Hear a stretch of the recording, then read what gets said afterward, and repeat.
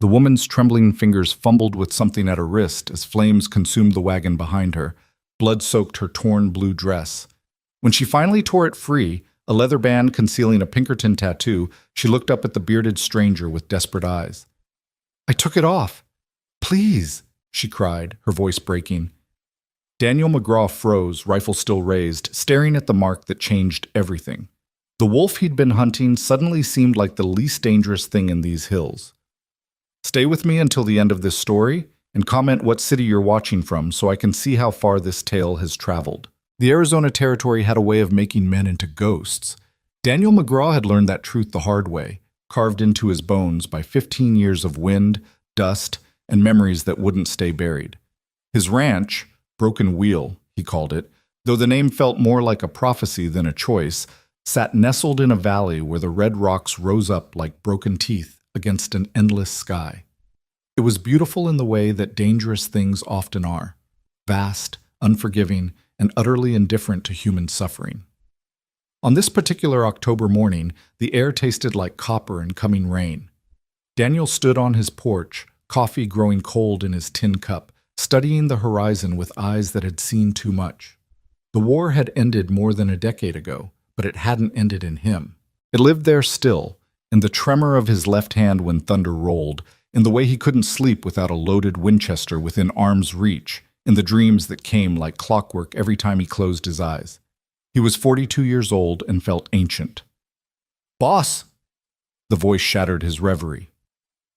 Miguel Torres, his only ranch hand, came running from the northern pasture, hat in hand, face flushed with exertion and alarm. The young man had been with him for 3 years, long enough to know that Daniel preferred silence to small talk, work to words. For Miguel to run like this meant trouble. "What is it?" Daniel set down his cup, already moving toward the corral where his horse waited. "The calves, Senor Daniel. 3 more dead, same as before, throats torn, barely eaten. That wolf, he is getting bolder." Miguel's accent thickened when he was agitated, his words tumbling over each other. "This time he killed close to the barn. Very close." Daniel felt something cold settle in his chest. The wolf had been plaguing him for 2 weeks now, a massive gray beast that seemed to kill for sport rather than hunger. He'd tracked it twice, lost the trail both times in the rocky highlands where the terrain turned treacherous. But if it was coming closer to the buildings, to where men slept, "Saddle thunder," Daniel said, referring to his black gelding. "Full provisions. I'm not coming back until that devil is dead." Miguel nodded, relief evident on his young face. "You want me to come with you?" "No, someone needs to stay with the herd. Keep them close to the barn. If that wolf comes back—" Daniel didn't finish the sentence. They both knew what needed to be done. 30 minutes later, Daniel rode north, following the trail of death that led away from his land and into the wilderness beyond. The tracks were clear in the soft earth near the creek, paw prints the size of a man's palm, the gait of something that moved with predatory confidence. He tracked for hours, watching the sun climb and then begin its slow descent, the shadows growing long across the red earth. The land here was older than memory, shaped by forces that made human concerns seem trivial. Juniper and piñon trees clung to rocky slopes. Ravens circled overhead, their calls like rusty hinges. Daniel moved with the practiced ease of a man who'd spent half his life in wild places, reading the land like other men read newspapers. It was near sunset when he smelled the smoke. At first he thought it might be a campfire. Travelers were rare but not unknown in this country. But as he crested a rise, the wind brought him the truth. Burning canvas, scorched wood, and underneath it all something worse. Something that made his stomach clench with recognition. Death. Recent death. A lot of it. Daniel urged thunder forward, breaking into a canter as the source came into view. A wagon train, or what was left of one. 3 Conestoga wagons arranged in a rough circle, all of them burning, bodies scattered across the ground like broken dolls, their positions telling the story of a massacre. His military training kicked in automatically, reading the scene even as horror tried to shut down his thoughts. At least 15 dead. Men, women, God, even children. The attack had been swift, brutal, efficient. Arrows protruded from some bodies, but Daniel's experienced eye caught the wrong details. The fletching was inconsistent, the shot placement too random for experienced warriors. The scalpings were crude, theatrical. This wasn't a native raid, this was made to look like one. Outlaws. Had to be. There were gangs that specialized in this particular brand of evil, hitting wagon trains, taking valuables, killing witnesses, and leaving evidence that would point blame at the Apache or Navajo. It stirred up trouble, kept the army busy, and let the real killers operate in the chaos. Daniel dismounted, rifle ready, senses on high alert. The attack was recent. The blood was still bright red, the fires not yet burned down to coals. The raiders might still be close. He moved through the carnage methodically, checking each body for signs of life, even though he knew it was futile. A merchant family, by the look of their goods. A pair of prospectors. A preacher clutching a Bible to his chest, his other hand reaching towards something he'd never grasp again. That's when Daniel heard it. A sound so faint he almost missed it beneath the crackle of flames and the whisper of wind through sage. A moan, pained, female. He spun, searching for the source. There, partially hidden behind the third wagon, a figure in a torn blue dress. She was moving, one arm reaching out, the other clutched to her side. Daniel ran to her, dropping to his knees, rifle set aside. "Easy now," he said, his voice rough from disuse. "I've got you." She was young, mid-20s maybe, with dark hair matted with blood and dirt. Her dress had been fine once, now it was ripped and stained. A bullet had grazed her left side, the wound still bleeding but not fatal if treated quickly. But it was her face that caught him. Even through the blood and pain there was something there. Recognition? No, that was impossible. Her eyes fluttered open, focusing on him with difficulty. Her lips moved, forming words he had to lean close to hear. "Finally," she whispered, her voice barely more than a breath. "I found you." The words hit Daniel like a physical blow. He stared at her, confusion warring with instinct. She didn't know him, couldn't know him. He was nobody, just a rancher trying to keep his ghosts at bay. "Ma'am, I don't," he started, but she was speaking again, urgent now despite her weakness. "Daniel McGraw, Captain Daniel McGraw, Union Army, 7th Cavalry. I found you." His blood turned to ice. Nobody called him captain anymore. That man had died at a place called Broken Creek 15 years ago, buried under the weight of what he'd done. How did she know? But there was no time for questions. She was losing blood, her skin growing pale and clammy. Shock was setting in. He could interrogate her later. First, he had to keep her alive. "Hold on," he told her, already moving into action. He tore strips from his own shirt, pressing them against her wound. She gasped, fingers clutching at his arm. "They were waiting," she managed, her words coming in painful bursts. "Said they knew someone would come looking, said to leave a message." "Who said? Who did this?" But her eyes were rolling back, consciousness slipping away. Daniel worked faster, binding the wound as best he could. He needed to get her back to the ranch, get that bullet wound properly cleaned and stitched. She was slight, couldn't weigh more than 120 pounds, but every pound would matter on the ride back. He was lifting her into his arms when he noticed it. On her right wrist, partially concealed by a leather band that had come loose in the attack, there was a mark, a tattoo. He'd seen enough of them to recognize the symbol immediately, an eye inside a circle. Pinkerton. She was a Pinkerton agent. The revelation should have made him drop her right there, right away, and leave her to whatever fate had brought her to this godforsaken place. The Pinkertons meant trouble of the worst kind. They didn't send agents after small-time criminals or lost cattle. They went after big game, assassins, traitors, men who'd done things that governments wanted to stay buried. But even as these thoughts raced through his mind, his hands were already securing her on Thunder's saddle, his body moving with the ingrained morality that the war hadn't quite managed to kill. She was hurt. She needed help. The rest could wait. The ride back to Broken Wheel was the longest of Daniel's life. The woman, he still didn't know her name, drifted in and out of consciousness, sometimes muttering words he couldn't make out, other times going silent and still in a way that made him check repeatedly to make sure she was still breathing. The sun set, the moon rose, and the desert transformed into a landscape of silver and shadow. He kept expecting to hear hoofbeats behind them, riders coming to finish what they'd started.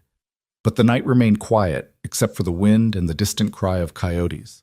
Whatever gang had hit that wagon train, they were long gone, probably already counting their take and laughing about the fools they'd killed. It was past midnight when the lights of his ranch finally came into view. Miguel must have seen them coming because he came running from the bunkhouse, lamplight spilling out behind him. Madre de Dios, what happened? Wagon train massacre, about 20 miles north, Daniel said, his voice mechanical with exhaustion. She's the only survivor. Get the medical kit, heat water, and for God's sake, don't ask questions. To Miguel's credit, he simply nodded and ran to obey.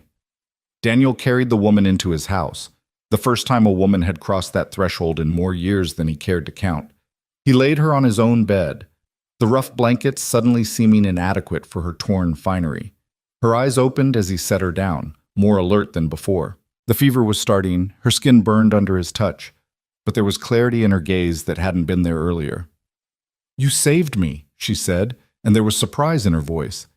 "Even knowing what I am. The tattoo. You saw it." "Hard to miss," Daniel replied, already working to cut away the bloody fabric around her wound. "We'll talk after I make sure you don't die on me. Seems wasteful to save you twice just to have you expire from infection." A ghost of a smile touched her lips. "Practical. I like that." Miguel arrived with the medical supplies, his eyes carefully averted from the woman's state of undress. Daniel had seen enough field hospitals to know what needed to be done. The bullet had passed through cleanly, but the wound needed cleaning, stitching, bandaging. She'd lost blood, but not enough to be fatal. She was strong. Her survival this long proved that. As he worked, she watched him with an intensity that made him uncomfortable. It was the look of someone cataloging details, filing away information for later use. A professional look. A hunter's look. "What's your name?" he asked, partly to distract her from the pain, partly because he needed to call her something other than the Pinkerton woman in his head. "Clara," she said, then gasped as he cleaned the wound with whiskey. "Clara Adair." "Well, Clara Adair, you want to tell me why a Pinkerton agent knows my name, my rank, why you were looking for me?" "Later," she breathed, her face going pale again. "When I'm not... She didn't finish. The pain or the fever or both dragged her back under. Daniel finished his work in silence, stitching with the same steady hands he'd once used to patch up soldiers under fire. When it was done, he covered her with a clean blanket and stepped back, wiping sweat from his brow. "She will live?" Miguel asked from the doorway. "If infection doesn't take her, yes. Keep the fire going, change the bandages every few hours. If the fever gets worse, wake me." "And then, boss? Then what?" Daniel looked at the woman sleeping in his bed. This Clara Adair, who'd come looking for a man who was supposed to be dead, who'd found him anyway, who carried the mark of the Pinkertons and secrets he could only begin to guess at. "Then," he said slowly, "we find out why the past won't stay buried." The next 2 days passed in a blur of fever and delirium. Clara thrashed in the bed, crying out in languages Daniel didn't know, names he didn't recognize. He and Miguel took turns watching her, keeping her warm, forcing water between her lips when she was conscious enough to swallow. On the third morning, the fever broke. Daniel was dozing in a chair beside the bed when he heard her stir. His eyes snapped open, hand instinctively going to the pistol at his hip. Old habits die hard.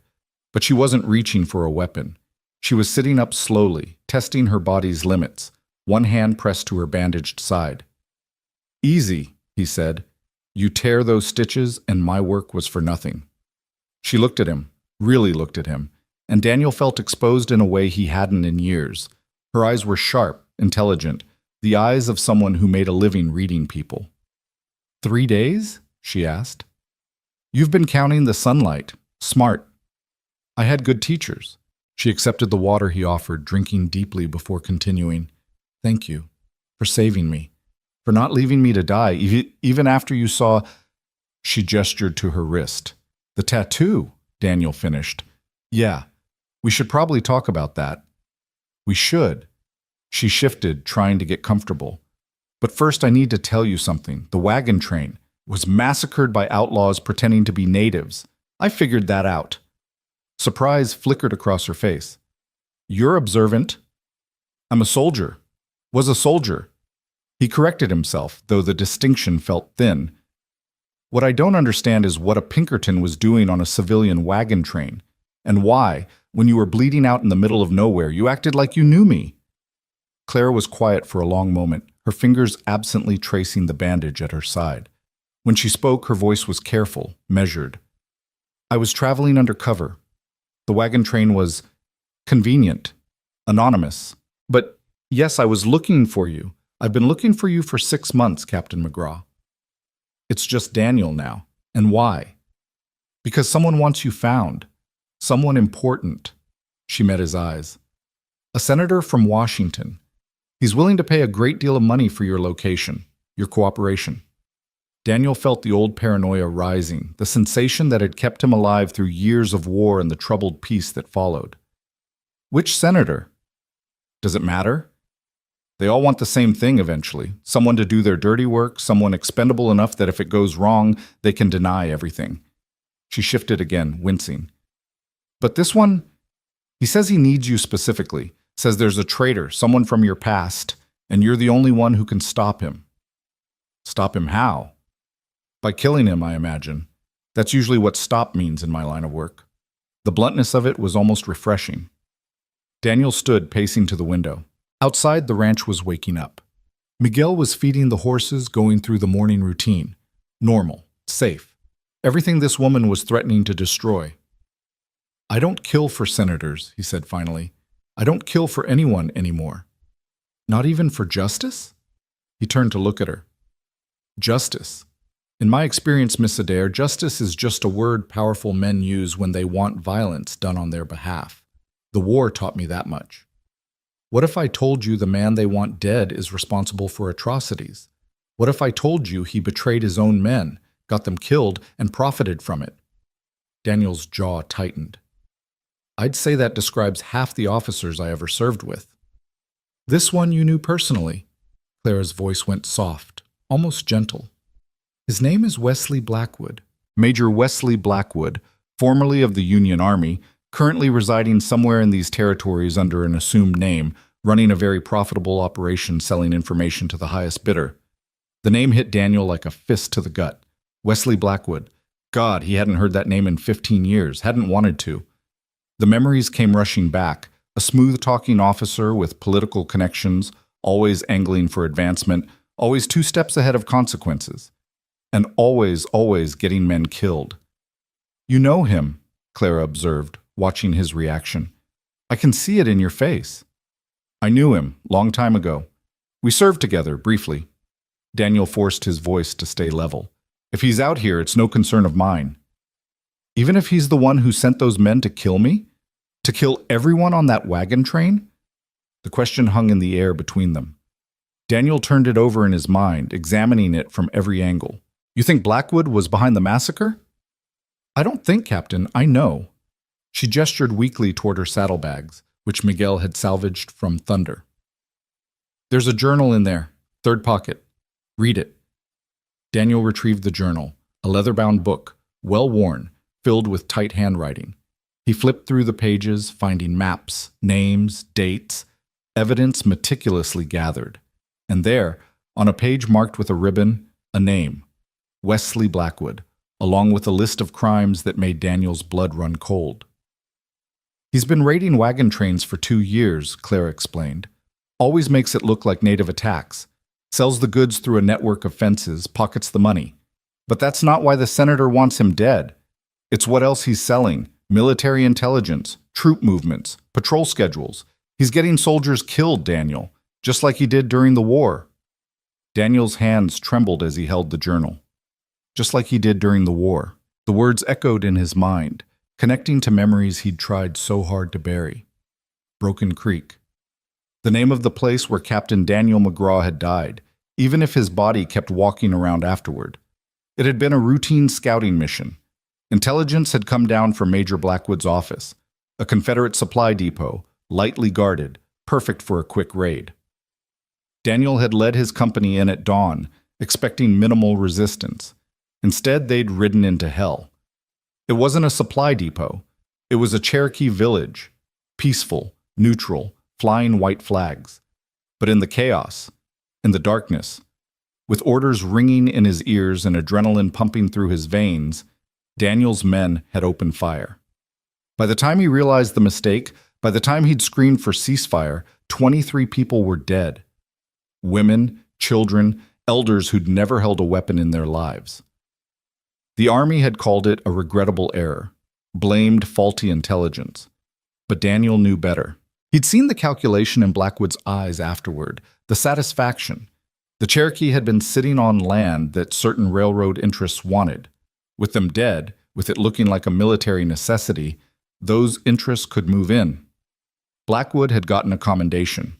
Daniel had gotten nightmares that never ended. You know what he did, don't you? Claire's voice brought him back to the present. At Broken Creek, you know he fed you false intelligence. How do you... Daniel's voice cracked. He cleared his throat, tried again. How do you know about Broken Creek? For the first time, Clara's professional mask slipped. He saw pain there, old and deep, a wound that had never properly healed. Because, she said softly, my family was in that village. My mother was Cherokee. My father was a teacher there. I was 7 years old, visiting my aunt in Tahlequah when it happened. They died because of Blackwood's lies. Because of... She stopped, but Daniel could finish the sentence. Because of me. Because I led the charge. Because I gave the orders. You came to kill me, he said, and it wasn't a question. Clara nodded slowly. That was the plan, yes. Spend 6 months tracking you down, gain your trust, and then justice or revenge. Sometimes it's hard to tell the difference. So why am I still breathing? She laughed, a bitter sound. Because when I finally found your file, really dug into it, I learned something the senator's people had conveniently left out. You weren't just at Broken Creek, you were set up. Blackwood fed you false intel deliberately, knowing exactly what would happen. You were a tool, Captain McGraw, just like I was trying to make you a tool now. The revelation should have brought relief, but it didn't. Absolution from the woman whose family he'd helped destroy felt hollow, meaningless. The dead were still dead. His hands were still bloody. What changed your mind, he asked. About killing me? I talked to your men, the ones who survived. They all told the same story, how you'd screamed for ceasefire the moment you realized what was happening, how you'd broken down afterward, how you'd tried to resign your commission, how Blackwood had blocked it, threatened you with court-martial for desertion if you didn't finish your term. She met his eyes. You're not the monster I thought you were, Daniel McGraw. You're just a man who was in the wrong place at the wrong time, used by someone who actually is a monster. And now you want me to help you kill him. No, Clara shook her head. Now I want us to kill him. Together. You for the men he got killed, the lives he destroyed, me for my family. And maybe, just maybe, we can stop him before he does it again. Daniel walked back to the window, staring out at the land he'd tried to lose himself in. 15 years of running, of hiding, of pretending the past could stay buried if he just worked hard enough, drank enough, isolated himself enough. But the past never stayed buried. It always found you eventually. If I say no, he asked, then I heal up, thank you for your kindness, and ride out of your life forever.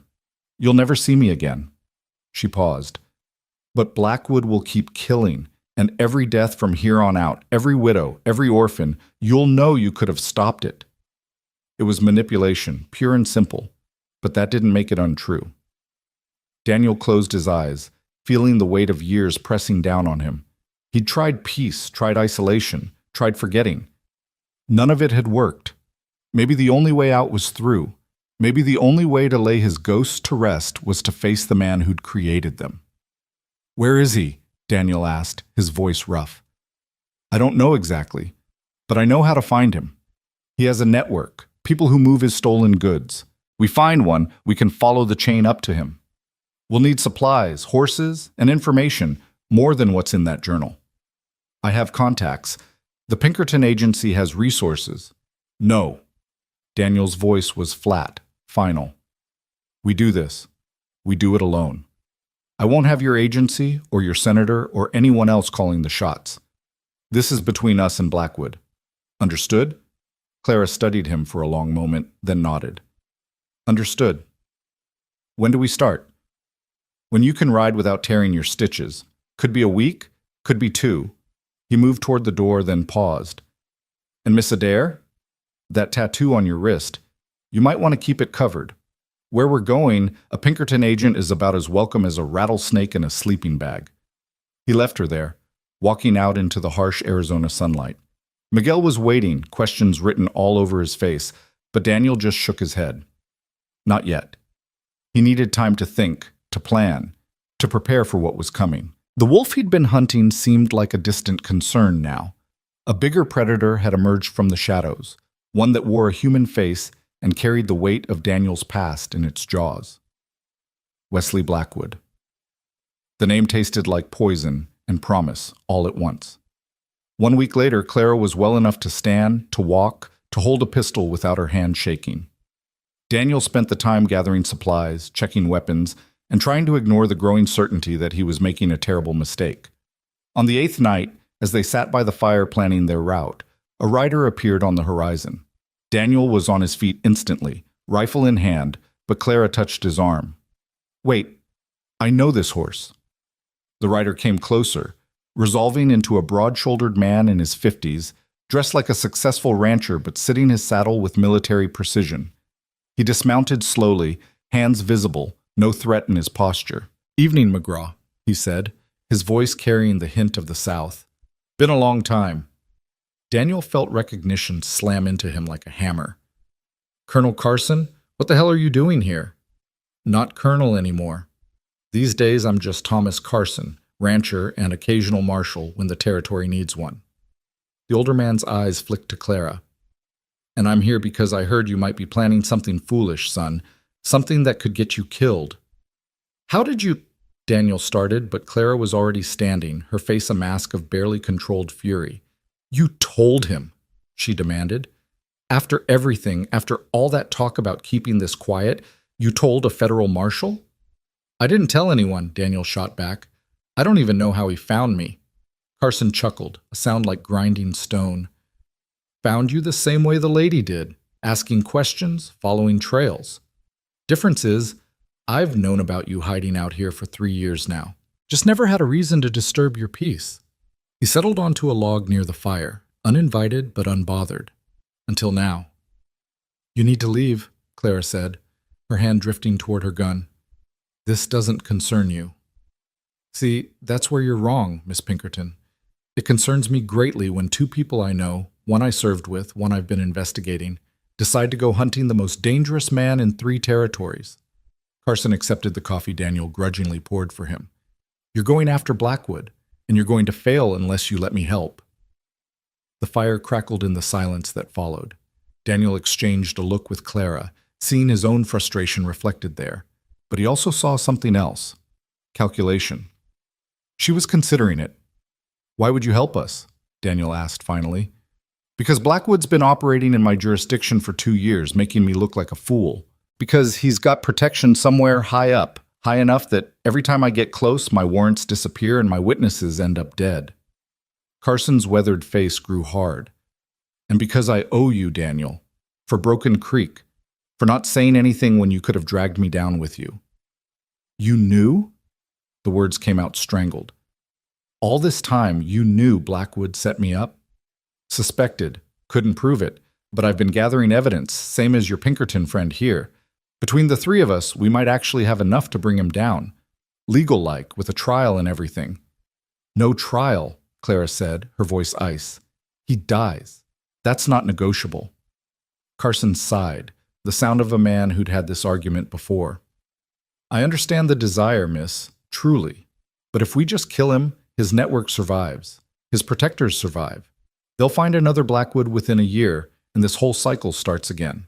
We need to expose the whole operation, burn it down from the roots up. Daniel found himself nodding, despite his earlier certainty. Carson was right. Revenge was easy, but justice was harder. Better. More likely to actually change something. But Clara was shaking her head. I didn't come all this way, didn't survive a massacre, didn't spend 6 months tracking this man just to hand him over to lawyers and judges who'll probably let him buy his way out anyway. Then we make sure they can't, Carson replied calmly. We build a case so airtight, so public, that no amount of money or influence can save him. We make him an example. Or we could just shoot him and be done with it. And if you do, you become what he is, a killer, a criminal. Is that what your family would have wanted, Miss Adair? Is that the justice they deserve? The question hit its mark. Clara flinched, her hand dropping from her gun. For a moment she looked young, vulnerable, a woman carrying a weight too heavy for anyone to bear alone. I don't know, she whispered. I don't know what they'd want anymore. I was 7. I barely remember their faces. Daniel felt something crack inside his chest. He'd been so focused on his own guilt, his own pain, that he'd forgotten. She'd been a child. She'd lost everything. And for 15 years, she'd carried that loss, let it shape her, define her, until revenge became the only thing keeping her alive. He knew that feeling, knew it all too well. Then we do both, he heard himself say. We build the case, we expose the network. We give the law every chance to work. He looked at Carson, then at Clara. But if it fails, if he slips away again, if justice won't be done, then we do what needs doing. It wasn't a perfect solution. It satisfied no one completely. But it was enough to keep them together, enough to move forward with a plan that had at least a chance of working. Carson stood, draining his coffee. Blackwood's been careful, but he's got a weakness. He can't resist a big score. There's a shipment coming through Silver Creek in 10 days, gold ore from the northern mines heading to the railroad. He'll hit it. I'd bet my badge on it. Then we'll be waiting, Daniel said. Not we. You and the lady. I need to stay visible, keep up appearances. If Blackwood thinks I'm involved, he'll scatter to the wind. Carson moved toward his horse, then paused. One more thing. You should know, he's not alone anymore. Got himself a new partner, someone with connections back east. Rumors say it's someone from the war, someone you both might know. The news settled over them like a shroud. Another ghost from the past, another complication in a situation already too complex. Who? Clara asked, but Carson was already mounting up. Don't know yet, but I'll find out. Meet me in Silver Creek in 9 days. The old mission on the south end of town. Come alone and for God's sake watch your backs. Blackwood's got eyes everywhere. He rode off into the darkness, leaving Daniel and Clara alone with the fire and the weight of what they'd just agreed to. Can we trust him? Clara asked after a long silence. Carson? He's a hard man, but an honest one. If he says he'll help, he'll help. Daniel prodded the fire with a stick, watching sparks rise into the night sky. The question is whether we can trust ourselves. Once this starts, there's no going back. We'll be committed, all the way to whatever end this brings. Clara was quiet, her fingers absently tracing the scar on her wrist where the Pinkerton tattoo marked her skin. Finally, she spoke, her voice barely above a whisper. When I found that wagon train, when I saw all those people dead, I thought it was the end of everything. My mission, my life, my purpose. But then you came. You saved me. And I realized something. Maybe the end of one thing is just the beginning of another. She looked at him across the fire, and in her eyes, Daniel saw a reflection of his own broken pieces, his own desperate hope for something like redemption. Maybe this is our beginning, she continued, not built on revenge or guilt, but on, I don't know, something better, something that might actually heal instead of just hurting. Daniel wanted to believe her. God, how he wanted to believe that healing was possible, that the weight of Broken Creek could ever be lifted, that two broken people could somehow make each other whole, but he'd lived too long, seen too much to trust in easy redemptions. Maybe, he said finally, or maybe we're just two ghosts trying to feel alive again, and this is the only way we know how. Clara smiled, sad and understanding.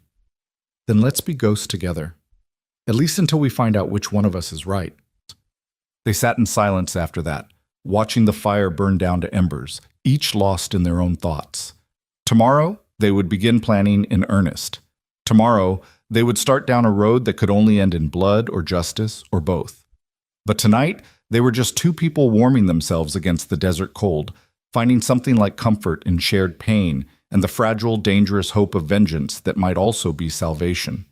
The stars wheeled overhead, ancient and indifferent. The desert held its breath. And somewhere out there in the darkness, Wesley Blackwood went about his business, unaware that his past was coming for him, riding hard with guns loaded and accounts to settle. The hunt had begun. The 9 days before Silver Creek passed like a fever dream, each hour thick with preparation and unspoken tension. Daniel threw himself into the work of getting ready, teaching Clara everything he knew about tracking, about reading signs in the wilderness, about staying alive when men with guns wanted you dead. She was a quick study, her Pinkerton training evident in the way she absorbed information, cataloged details, anticipated problems before they arose. But there were moments, quiet moments when she thought he wasn't watching, when Daniel saw the mask slip, saw the girl she'd been, the woman she was trying not to become. She'd wake from nightmares gasping, her hand reaching for the gun she kept under her pillow. She'd stare at a reflection in the water barrel, touching her face like she was trying to remember who she used to be. "You don't have to do this," Daniel told her on the 7th night, as they cleaned their weapons by lamplight. "Carson and I, we can handle Blackwood. You could walk away, start fresh somewhere, leave all this behind." Clara's hand stilled on the rifle she was oiling. When she looked up, her eyes were hard as flint. "And go where exactly? Do what? I've spent 15 years preparing for this. Revenge is the only thing I know how to do anymore." "That's not true." "Isn't it?" She set down the rifle with exaggerated care. "I joined the Pinkertons when I was 17, lied about my age, about my background, about everything. You know what my first assignment was? Infiltrating a labor organization, getting close to the leaders, gathering evidence for the railroad companies to use against them. I was good at it. So good they gave me more work, harder work.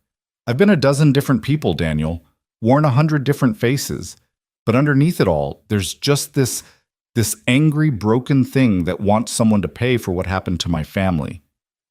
The rawness in her voice cut through Daniel's defenses. He moved closer, sitting across from her at the small table. "You're not broken, you're hurt. There's a difference." "Is there?" "Because from where I'm sitting, it feels the same." Daniel thought about that, about all the ways he'd tried to convince himself he wasn't destroyed by what happened at Broken Creek, the drinking he'd given up, the isolation he'd embraced, the numbness he'd cultivated like a garden, trying to grow something, anything, that didn't hurt. "Maybe we're both wrong," he said finally. "Maybe broken and hurt are the same thing, and we've just been calling it different names to make ourselves feel better." Clara laughed, a sound without humor. "That's bleak." "It's honest." She studied him across the table, lamplight casting shadows that made her look older, wearier. "You ever think about what comes after? If we actually pull this off, if Blackwood pays for what he's done, what then?" "I try not to think that far ahead." "Liar. You're always thinking ahead. I've watched you these past days. You plan everything, where to ride, when to rest, how many bullets to carry. You're a strategist, Captain McGraw, so what's your strategy for the day after we get our revenge?" The question hung between them like smoke. Daniel didn't have an answer, not one that made sense anyway. The truth was, he'd lived so long with Broken Creek as his defining moment that he couldn't imagine a life beyond it. Couldn't picture himself as anything other than the man who'd led that charge, who'd killed those innocents, who'd spent 15 years trying to atone for something that could never be atoned for. "I don't know," he admitted. "Maybe there isn't a day after. Maybe this is all we get, one chance to balance the scales before it all comes crashing down." Clara reached across the table, her hand covering his. It was the first time she'd initiated contact, the first time either of them had acknowledged the strange connection growing between them. Part shared trauma, part desperate hope, part something neither was ready to name. "Then we better make it count," she said. The next morning, they rode out before dawn, leaving Miguel with instructions to manage the ranch and to tell anyone who came asking that Daniel had gone north to check on some property. It was a thin cover, but it would have to do. The ride to Silver Creek took 2 days of hard travel through country that grew progressively rougher and more lawless. They passed abandoned homesteads, their windows dark and empty like hollow eyes. They saw buzzards circling over things they didn't investigate too closely. Twice they spotted riders in the distance and took cover until the strangers passed. "This is Blackwood's territory," Clara observed as they made camp the first night in a shallow canyon that offered some protection from prying eyes. "You can feel it, the fear, the emptiness. People know something bad operates out here, even if they don't know what." Daniel nodded, building a small fire that he'd extinguish before full dark. During the war, there were places like this.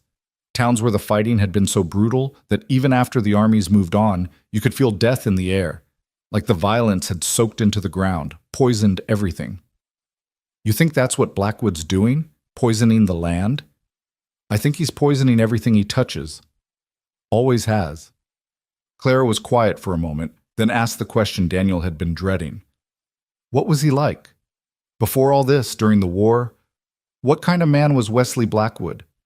Daniel poked at the fire, watching sparks rise and die. Charming. That's the word everyone used. He could talk his way into or out of anything. Made you feel like you were the most important person in the world when he was talking to you, like your opinion mattered, like you were part of something bigger than yourself. Sounds like a politician. He was, in a way. Always angling for the next promotion, the next commendation. But the thing about Blackwood was, you wanted to help him. Even when you knew better, even when some instinct told you he was using you, you wanted to believe in him. He had this way of making betrayal feel like loyalty. Clara pulled her knees up to her chest, wrapping her arms around them. Did you believe in him? Before Broken Creek? Yes, Daniel said, and the admission felt like pulling out a tooth, painful but necessary. God help me, I did. When he gave me those orders, when he said that Cherokee Village was a Confederate supply depot, I didn't question it. Didn't even occur to me to question it, because Blackwood had never steered me wrong before. Or so I thought. But he had. Steered you wrong, I mean. Oh, constantly. I just didn't see it. None of us did. Men died on his orders, missions went south, intelligence was always just slightly off, but he had explanations for everything, and they were always believable. War's chaos, he'd say. Can't account for every variable, and we'd nod along because we wanted to believe that someone, somewhere knew what they were doing. The fire crackled between them. In the distance, a coyote howled, lonely and wild. My father used to say that evil doesn't announce itself, Clara said softly. It comes dressed in fine words and good intentions. Comes offering solutions and promising safety. By the time you realize what it really is, it's already got its claws in you. Your father sounds like a wise man. He was. He and my mother both. They saw the world clearly, without illusions. That's probably why they didn't survive it. The world doesn't like clear-eyed people, doesn't like those who refuse to be fooled. Daniel wanted to tell her she was wrong, that good people survived all the time, that wisdom was rewarded and truth prevailed. But he'd seen too much to lie that smoothly. So instead he said, "They gave you something, though. Clear eyes of your own. That's worth more than survival sometimes." Clara smiled, sad and small. Is it? Because most days I think I'd trade every clear-eyed moment for just one more hour with them. One more chance to be the girl who didn't know what cruelty looked like, who believed the world was fundamentally good. You can't go back. I know, doesn't stop me wanting to. They let the fire die after that, sitting in darkness under stars so bright they seemed close enough to touch. Daniel took first watch, his rifle across his knees, his thoughts a tangle of past and present. Clara slept fitfully nearby, occasionally crying out in whatever dreams haunted her. When he woke her for her shift, their hands touched in the exchange of the rifle. Neither pulled away immediately. "Daniel," she said, his name strange in her mouth, intimate. "When this is over—" "Don't," he interrupted gently. "Don't plan for after. Not yet. Let's just get through tomorrow first." She nodded, understanding in her eyes. They both knew the odds, knew that going up against a man like Blackwood, with his resources and his ruthlessness, was likely a death sentence. Planning for a future that might not exist was worse than foolish. It was cruel. Silver Creek announced itself with the smell before the sight. A mining town, all sulfur and sweat and desperation. They rode in at dusk on the 9th day, dust-covered and trail-weary. Just two more drifters in a place that attracted the desperate and the damned. The town clung to this hillside like a drunk to a bar rail, all ramshackle buildings and narrow streets that turned to mud when it rained. The main drag was lined with saloons and gambling halls, their windows glowing yellow in the gathering dark. Music leaked from doorways, piano, badly played, and the rough laughter of men spending money they couldn't afford to lose. Cheerful place, Clara muttered as they guided their horses toward the livery stable. It's a mining town. They're all like this, burn bright and fast, then disappear when the ore runs out. Daniel dismounted, helping Clara down, though she didn't need the assistance. Old habits from a different world, when men did such things without thinking. They stabled their horses and headed for the old mission Carson had mentioned, keeping to the shadows, avoiding the main street where lamplight made targets of the unwary. The mission sat at the south end of town, a crumbling adobe structure that had once been white, but was now the color of dried blood in the fading light. Carson was waiting inside, along with someone Daniel hadn't expected to see. Jesus Christ, Daniel breathed, stopping dead in the doorway. The man sitting next to Carson looked up, his weathered face breaking into a grin that was missing 2 teeth. That's the second time someone's mistaken me for the Savior today. Must be this holy place. Sergeant Walsh? Daniel moved forward slowly, as if approaching a ghost. They told me you died. Shiloh, they said. Took a cannonball to the chest. Took it to the leg, actually. Lost the limb, but kept breathing. Patrick Walsh stood, leaning heavily on a crutch, his left leg ending just below the knee. Been harder to kill than advertised, Captain. Harder than most, anyway. The reunion was brief but genuine. Walsh had been Daniel's sergeant during the war, a hard-bitten Irishman who'd kept the men alive through a dozen battles and as many stupidities from command. Seeing him alive, seeing him whole enough to fight despite the missing leg, filled Daniel with an emotion he couldn't quite name. Clara cleared her throat. Not to interrupt old home week, but we have a mission to plan. Carson nodded, gesturing them closer to where he'd spread a map across an old altar. Walsh has been working with me for 6 months now. Turns out losing a leg doesn't stop a man from being useful, just makes him angry enough to want payback against those who caused it. Blackwood got your leg? Daniel asked. Walsh's grin disappeared. Indirectly. I was guarding a payroll wagon after the war, trying to make honest money. Blackwood's gang hit us, made it look like road agents. Took the money, killed 3 guards. I survived, but the leg went septic. Doctors took it rather than let the poison spread. He tapped his crutch against the stone floor. Barry, been looking for that bastard ever since. Then you're in good company, Claire said. We're all here for payback. Carson cleared his throat, commanding attention without raising his voice. Before we talk revenge, let's talk facts. The gold shipment comes through tomorrow at noon. 16 guards, all experienced. The plan is to transfer the ore from wagons to a fortified coach. Here, he pointed to a spot on the map, at the old way station. From there, it goes straight to the railroad depot. 16 guards, Daniel mused. That's heavy protection. It's 2 million in gold ore. They're not taking chances. Carson's finger traced a route on the map. But here's the thing. Blackwood's not stupid enough to hit the shipment directly. Too much firepower, too public. He'll wait until it's on the move between the way station and the depot.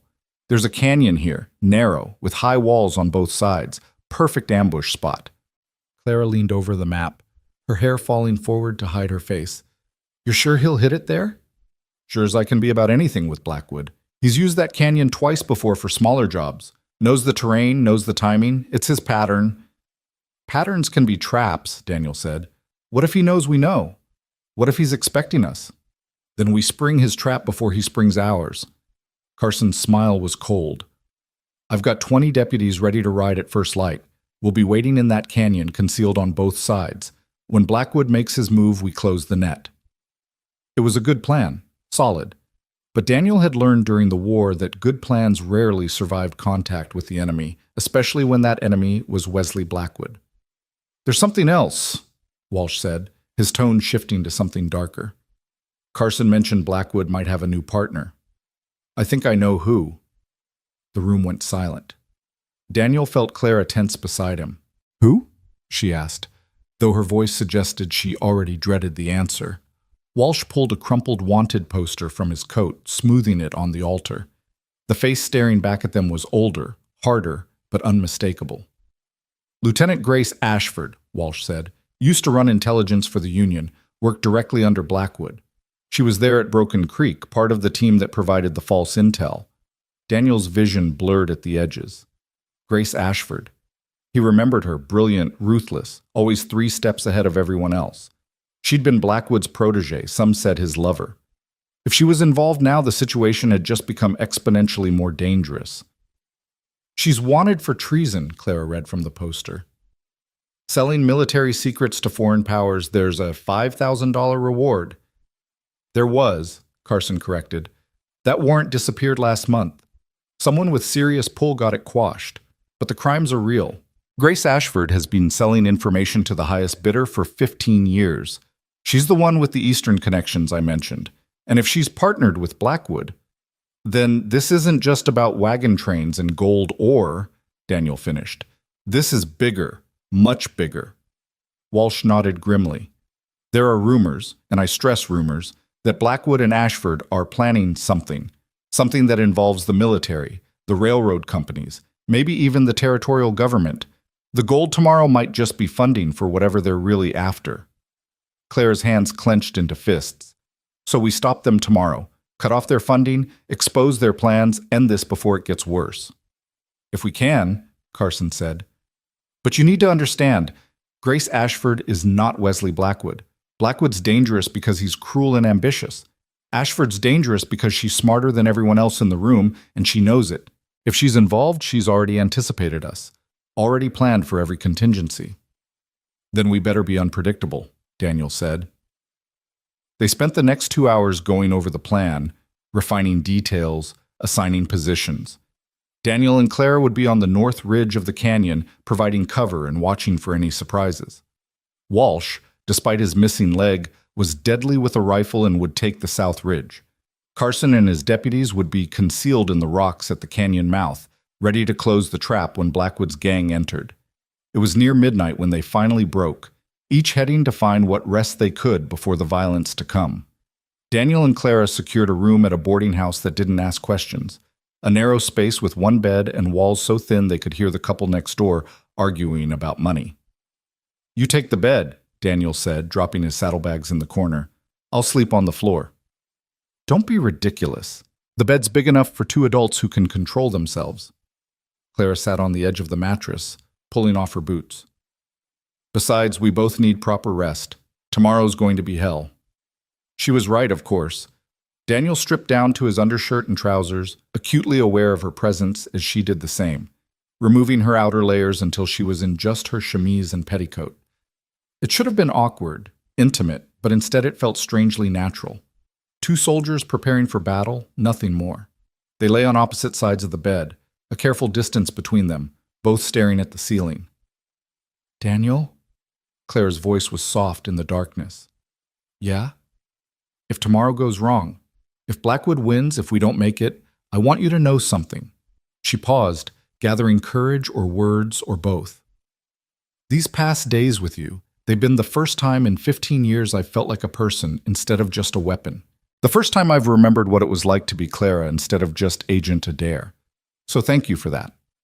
Daniel turned his head to look at her profile in the moonlight streaming through the window.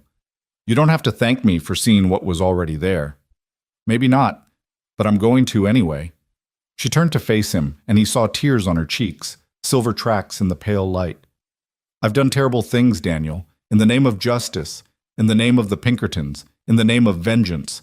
I've lied and manipulated and destroyed lives. If tomorrow is the end, maybe that's what I deserve. No one deserves to die, Daniel said, though the words felt hollow given where they'd been, what they'd done. You don't believe that. I can hear it in your voice. You think you deserve it too, deserve to pay for Broken Creek. That's why you're doing this, isn't it? Not for justice or to stop Blackwood, but because you're hoping for a bullet with your name on it, hoping for an end to the guilt. The accuracy of her assessment took his breath away. He wanted to deny it, to claim noble motivations and righteous purpose, but they'd already stripped away too many lies to start building new ones now. Maybe, he admitted. Maybe I am hoping for that. But if I'm going to die, I want it to mean something, want it to balance the scales, even if just a little. Clara reached across the space between them, her hand finding his in the darkness. Her fingers were cold, trembling slightly. Then let's make a pact, she said. If we survive tomorrow, if somehow, against all odds, we make it through, we try. Try to be more than our worst moments. Try to build something instead of just destroying. Can you promise me that? Daniel wanted to promise. Wanted it more than he'd wanted anything in years. But promises were fragile things, easily broken, and he'd broken enough already. I can promise to try, he said finally. That's all I've got left to give. Then it's enough. She didn't let go of his hand. They fell asleep like that, two broken people holding on to each other in the darkness, hoping that maybe, just maybe, they could hold on long enough to see the dawn. When morning came, it came too fast and too bright. Daniel woke to find Clara already up, dressed, checking her weapons with methodical precision. Her eyes were red-rimmed, suggesting she'd slept as poorly as he had, but her hands were steady. "Coffee's getting cold," she said without looking at him. "Carson sent word. The gold shipment left the way station 10 minutes ago. We need to be in position within the hour." The ride to the canyon was tense and silent. They met Carson and Walsh at a prearranged spot, exchanged final confirmations, then split up to take their positions. Daniel and Clara climbed the north ridge, finding a cluster of rocks that provided cover and a clear view of the canyon floor below. "How many do you think he'll bring?" Clara whispered, settling in beside him with her rifle. "Blackwood? At least 20 men, maybe more. He doesn't take chances on big scores." Daniel scanned the canyon through his spyglass, marking potential ambush points. "The question is whether Ashford will be with him." "Does it matter?" "It might. Blackwood's predictable in his way, aggressive, confident, prone to showing off. But Ashford thinks 10 moves ahead. If she's here, she's already spotted something we've missed." As if summoned by her name, movement caught Daniel's eye on the far ridge. A flash of sunlight on a metal, there and gone. He swung the spyglass around, searching. "What is it?" Clara asked, reading his tension. "Not sure. Might be nothing. Might be—" The shot came from nowhere and everywhere at once, the crack of a rifle echoing off canyon walls. Daniel saw Carson drop, clutching his shoulder, his deputies scattering for cover. It was a trap. They'd walked right into Blackwood's trap. "Go, go, go!" Daniel shoved Clara toward better cover as bullets began raining down from 3 different directions. Blackwood's men had been waiting for them, positioned where they couldn't see. The whole thing had been staged. The gold shipment, the timing, all of it designed to draw them out and eliminate them. Clara returned fire, her shots precise and measured even as chaos erupted around them. Daniel joined her, picking targets, making each bullet count. On the opposite ridge, he saw Walsh doing the same, the old sergeant's missing leg no impediment to his deadly accuracy. But they were outnumbered, outflanked, and running out of time.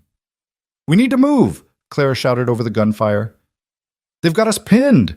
Daniel was about to agree when he saw him, Wesley Blackwood, riding calmly into the canyon on a white horse, as if bullets and death were mere inconveniences. He was older, his hair silver at the temples, but the smile was the same. That charming, terrible smile that promised everything and delivered only ruin. And beside him, on a black mare, rode Grace Ashford. The sight of them together, alive and triumphant while good men died around them, filled Daniel with a rage so pure it was almost cleansing. This was it.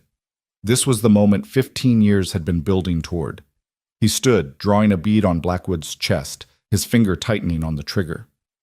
"Daniel, no!" Clara grabbed his arm. "It's what they want. They're trying to draw you out." She was right. She was absolutely right. But in that moment, Daniel didn't care. All he could see was Blackwood's smile. All he could hear was the screams from Broken Creek. All he could feel was the weight of every life he'd failed to save. He pulled the trigger. The bullet flew true. But at the last second, Blackwood's horse reared, spooked by something. The shot that should have ended it all instead struck the animal, sending it crashing down. Blackwood rolled clear, his smile never faltering, and then he was up and running, Grace Ashford providing covering fire as they retreated deeper into the canyon. "Damn it!" Daniel chambered another round, but they were gone, swallowed by the maze of rocks and shadows. Carson was shouting orders, his deputies regrouping despite their losses. Walsh continued to pick off Blackwood's men with ruthless efficiency. The tide was turning, but slowly, so slowly. And then Clara was pulling at Daniel's arm, her voice urgent. "Look! The gold coach!" Daniel turned to see the armored coach barreling into the canyon, guards hanging from the sides, guns blazing. They'd been meant to be victims, but now they were reinforcements, adding their firepower to the chaos. The battle became a maelstrom.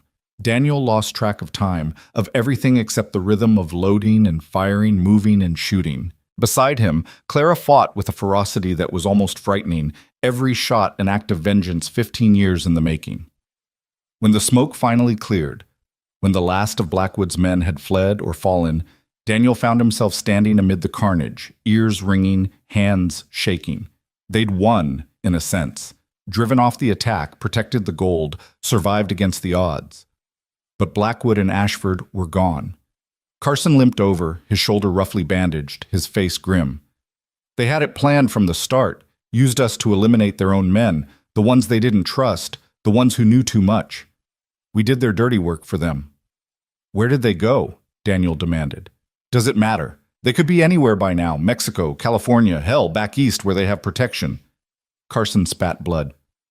We failed.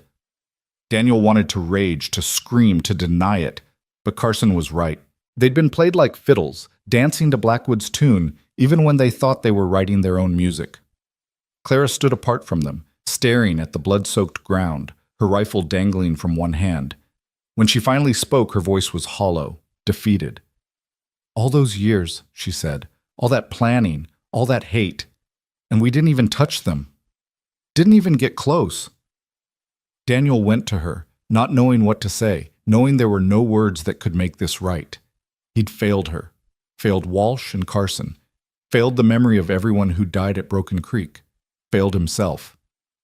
But as he reached her side, as his hand touched her shoulder, she turned to him with eyes that weren't defeated at all.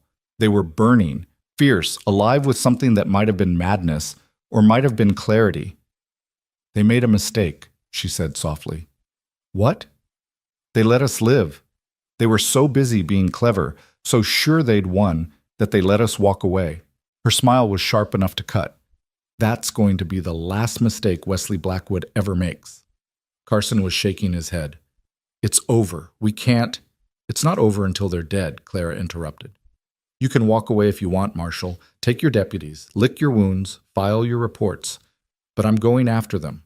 With or without help, with or without a plan, I'm going to find Wesley Blackwood and Grace Ashford, and I'm going to make them pay for every life they've destroyed. Walsh laughed, a sound like breaking glass. Well, hell, count me in. Got nothing better to do, and dying in pursuit of justice beats dying in bed. They all looked at Daniel. The decision was his, really. He was the one Blackwood had used most cruelly, the one with the deepest scars. If he walked away, they'd understand. If he kept going, they'd follow. Daniel thought about the promise he'd made to Clara the night before, about trying to be more than his worst moments, about building instead of destroying. He thought about 15 years of running, of hiding, of pretending the past could stay buried. And then he thought about Blackwood's smile. We'll need supplies, Daniel said, horses, ammunition, provisions for at least 2 weeks. And we'll need information. Someone must know where they're headed, what they're planning. Carson sighed, the sound of a man accepting the inevitable. I might know someone. Silver Creek has a telegraph operator who handles coded messages for certain unsavory clients. If Blackwood and Ashford sent word ahead, arranged for transportation or resources, it would go through her. Then that's where we start, Clara said.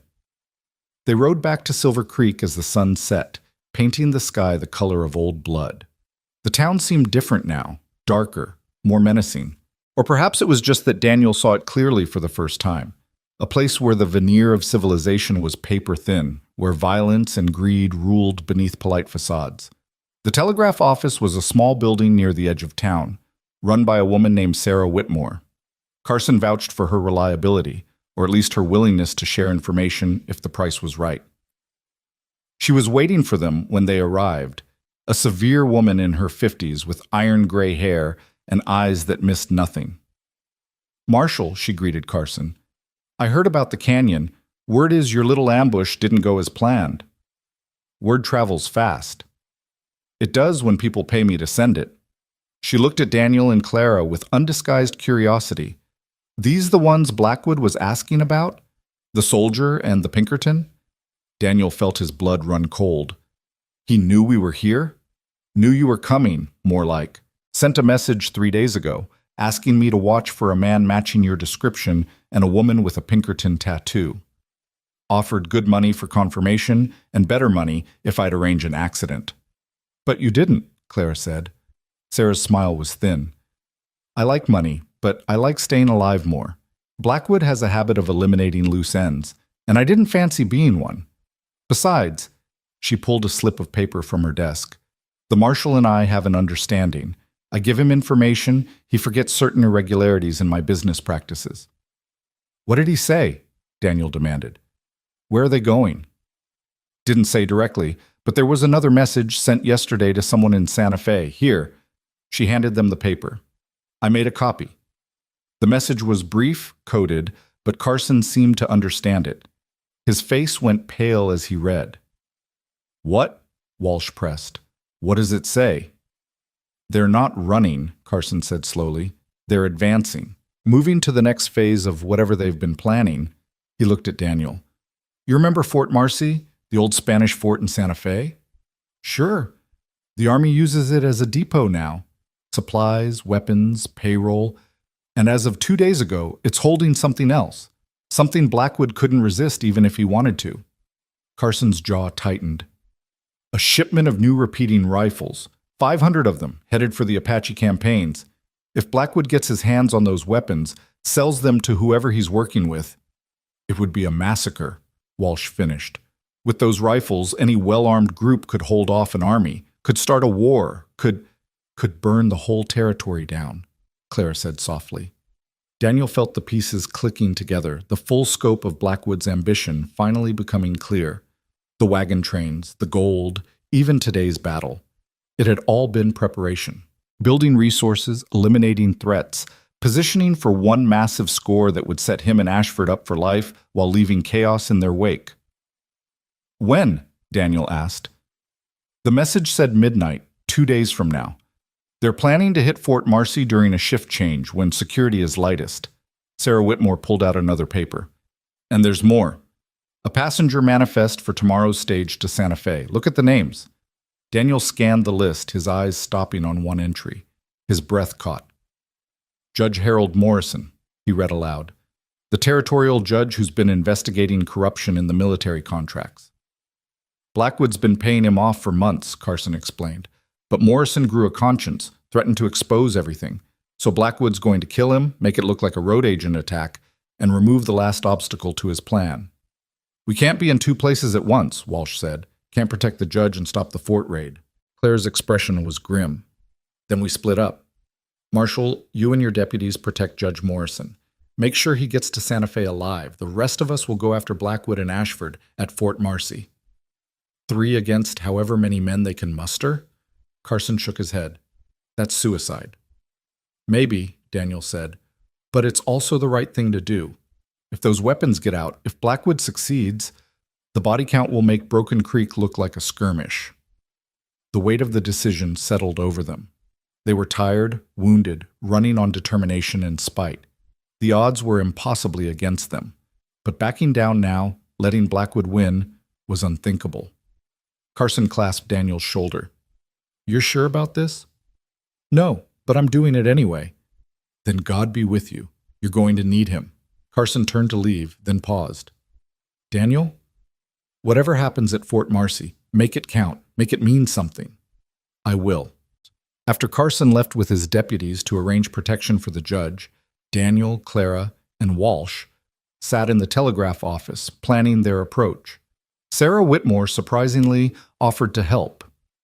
I might know a way into the fort, she said. A tunnel, built during the old days when the Spanish ran things. It's supposed to be sealed, but I know a man who claims he used it last year to sneak in and steal supplies. For the right price, he might show you. It was a slim hope, but it was all they had. They spent the rest of the night gathering what they needed, saying goodbyes to people they might never see again. Daniel wrote a letter to Miguel, instructions for the ranch, and a testament of sorts, just in case. Clara visited the church, though she claimed she didn't pray anymore. Walsh sharpened his knife, the ritual of preparation his own form of meditation. As dawn broke on what might be their last day, the 3 of them stood in the street outside the telegraph office, ready to ride. We're really doing this, Walsh said, not quite a question. Seems that way, Daniel replied. Clara checked her pistols one final time, her movements automatic, practiced.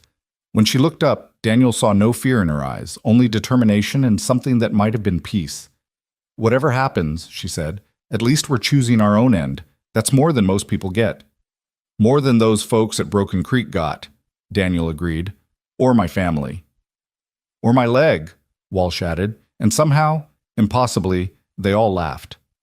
They rode out as the sun climbed higher, 3 ghosts chasing ghosts, racing toward a reckoning 15 years in the making. The road to Santa Fe stretched before them, and somewhere at its end, Wesley Blackwood waited. The hunt was far from over. It had only just begun. The road to Santa Fe twisted through high desert country where the earth itself seemed to remember violence.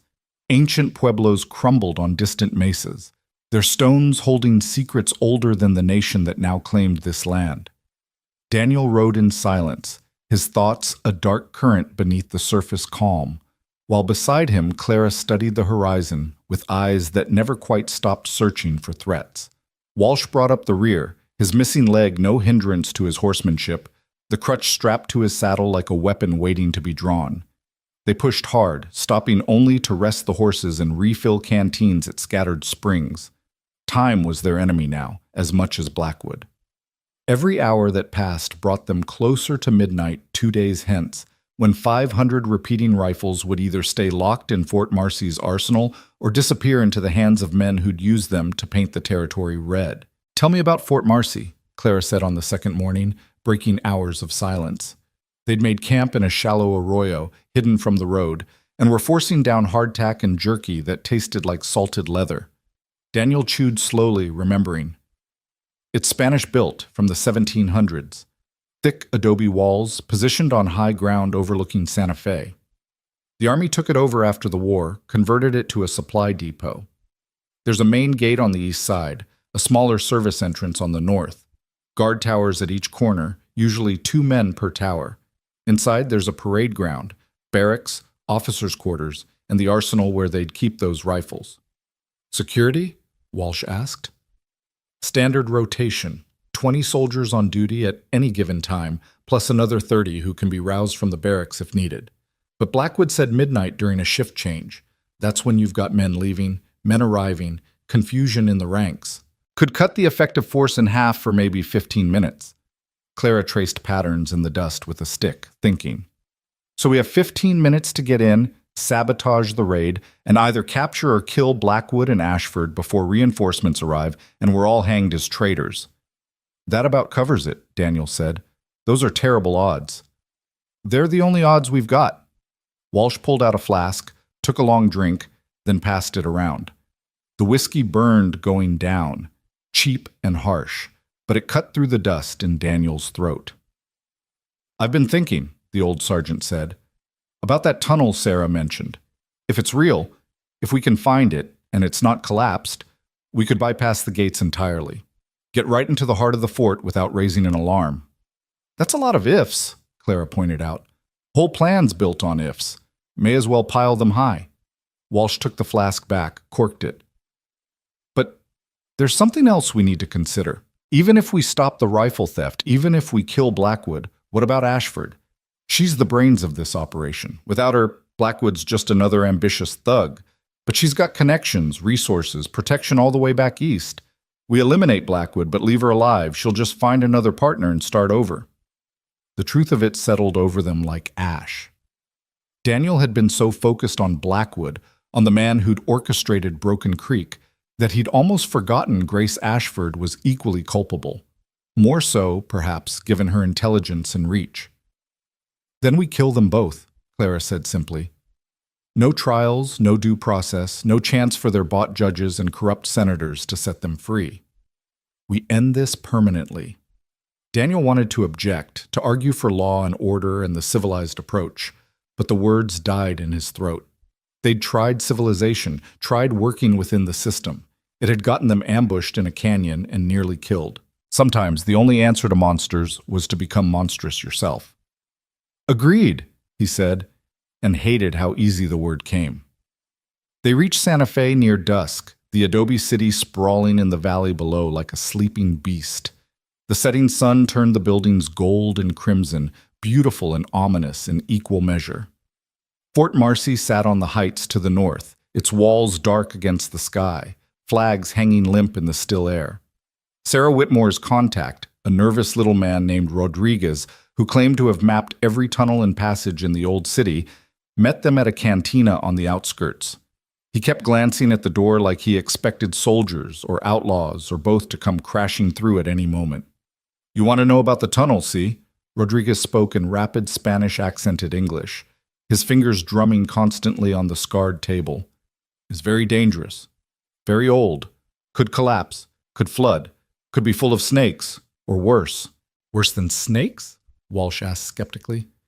"Ghosts, senor. The Spanish, they buried things in those tunnels. Things they didn't want found. Things that should stay buried." Rodriguez crossed himself. "But you pay well, so I tell you. The entrance, she is in the old cemetery, beneath a crypt marked with the Franciscan cross. You go down, follow the passage north, maybe 200 meters. Brings you up inside the fort, in the old chapel that they use now for storage." "The chapel," Daniel repeated, trying to recall the fort's layout. "That's on the western side of the parade ground near the arsenal. See. Very convenient if you want to steal things. Very bad if you want to live long." Rodriguez's smile was sickly. "This tunnel, I use it once. Once only. The darkness down there, senor, it is not natural. It swallows light, swallows sound. You go in, maybe you don't come out." Clara slid a small pouch of coins across the table. "We'll take our chances." Rodriguez pocketed the money, then leaned forward conspiratorially. "One more thing, señorita. I hear things in this city. Whispers. There is a woman, very dangerous, very smart. She arrived 2 days ago with many men. She goes to Fort Marcy, talks with the commandant, leaves him looking very pale. This woman, I think she is who you hunt." "What did she look like, Wetz?" Daniel asked, though he already knew. "Tall, strong like a man, but beautiful. Dark hair, eyes that see everything. She wears fine clothes but carries guns like a bandita." Rodriguez shuddered. "I see her pass in the street, and I think, this is death walking. This is someone who kills and sleeps well after." Grace Ashford. It had to be. The description fit, and so did the timing. She'd come ahead to set the stage, to corrupt or coerce the fort's commandant, to ensure everything was in place for midnight's raid. "Did she have anyone with her?" Clara pressed. "A man, silver hair, charming?" "No man I see. Only her hired guns, maybe 12, 15 of them. They watch the fort, watch the roads. Very careful, very professional." Rodriguez stood, eager to be gone. "The cemetery. It is north of here, 10 minutes' walk. The crypt you want. It has a broken angel on top. You will know it when you see." He scuttled away, leaving them with directions and dread. Daniel looked at his companions, seeing his own grim determination reflected in their faces. The point of no return had arrived. After this, there would be no going back, no claiming they'd acted in self-defense or under official sanction. They would be criminals, vigilantes, murderers in the eyes of the law. "Last chance to walk away," Daniel said, giving them the out even though he knew neither would take it. Walsh snorted. "And miss all the fun? Not likely." Clara's response was to check her revolvers, the metallic click of the cylinders spinning answer enough. "When do we move?" "Full dark. Give us cover to reach the cemetery and get into the tunnel. We'll need light once we're down there, lanterns, but shuttered tight until we're clear of the entrance." Daniel ran through the plan again in his mind, looking for flaws, finding dozens but no alternatives. Once inside the fort, we locate Ashford first. She's the priority. Blackwood will come for the rifles, but Ashford's already here, already working. We take her out of play, the whole operation collapses. "And if Blackwood arrives while we're still hunting Ashford?" Walsh asked. "Then we adapt, we improvise. We survive." Daniel stood, stretching muscles stiff from days in the saddle. "Get some rest, both of you. It's going to be a long night." They found a boarding house that rented rooms by the hour and didn't ask questions. The kind of place where wanted men and desperate women conducted business best left unexamined. Daniel couldn't sleep, so he sat by the window watching Fort Marcy in the distance, its walls illuminated by torches would bring.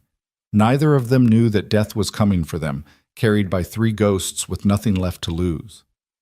Clara knocked softly and entered without waiting for permission. She changed into dark clothing, practical for the work ahead, her hair tied back in a severe braid. "Can't sleep either?" "Keep thinking about what comes after," Daniel admitted. "If we somehow survive this, if we actually pull it off, what then? We'll be wanted for murder, for attacking a military installation. We'll spend the rest of our lives running." "Would that be so different from what we've been doing?" Clara joined him at the window. "You've been running for 15 years. I've been running my whole life, just in different directions. Maybe it's time to stop running towards something or away from something and just run together." The suggestion hung between them, part hope, part fantasy.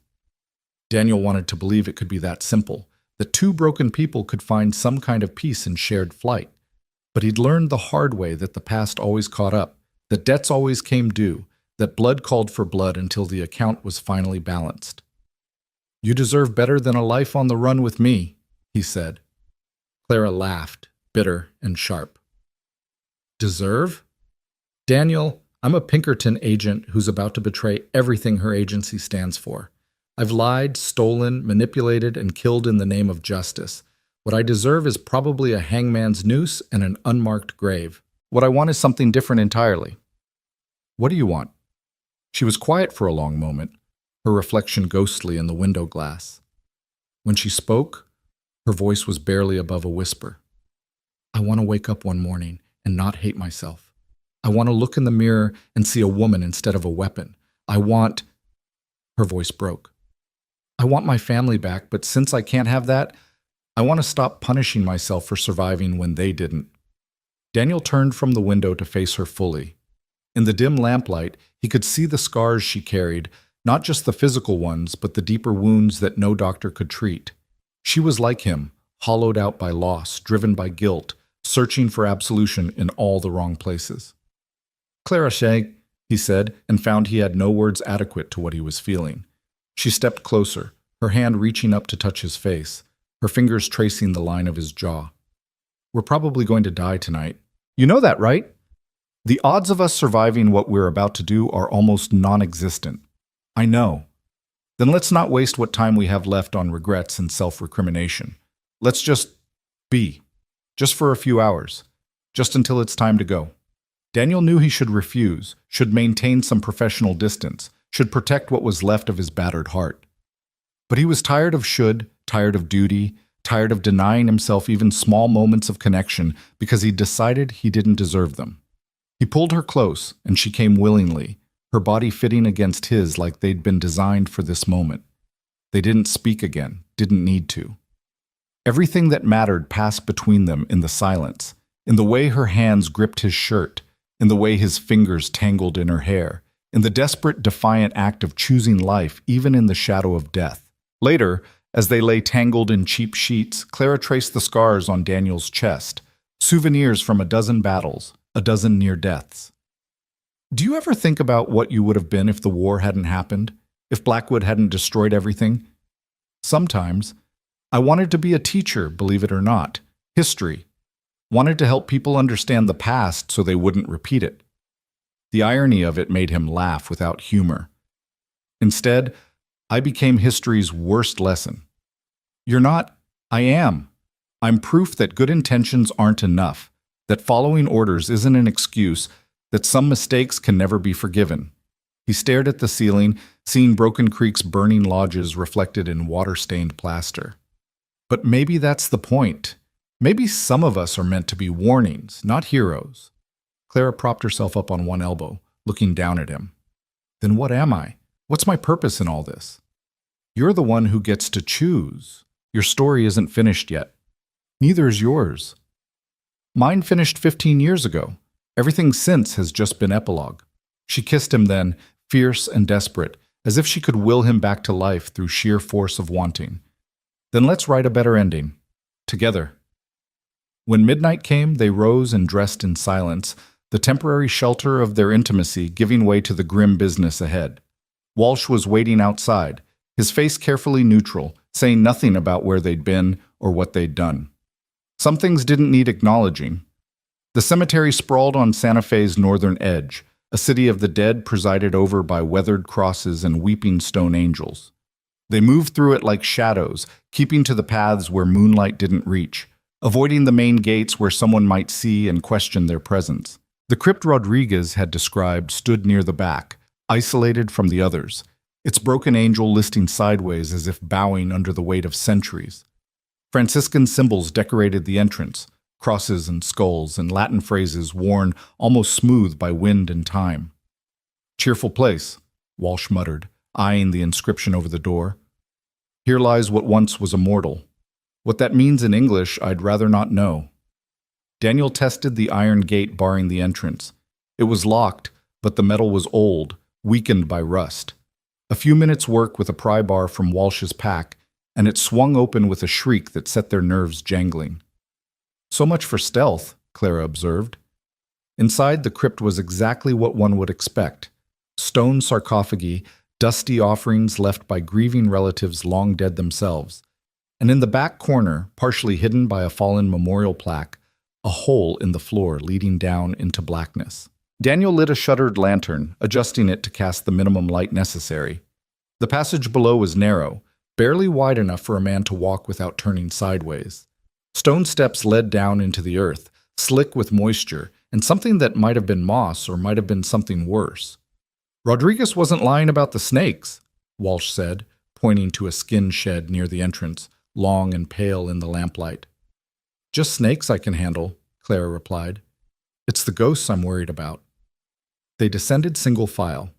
Daniel first with the lantern, Clara behind him, Walsh bringing up the rear despite the awkwardness of navigating stairs with one leg.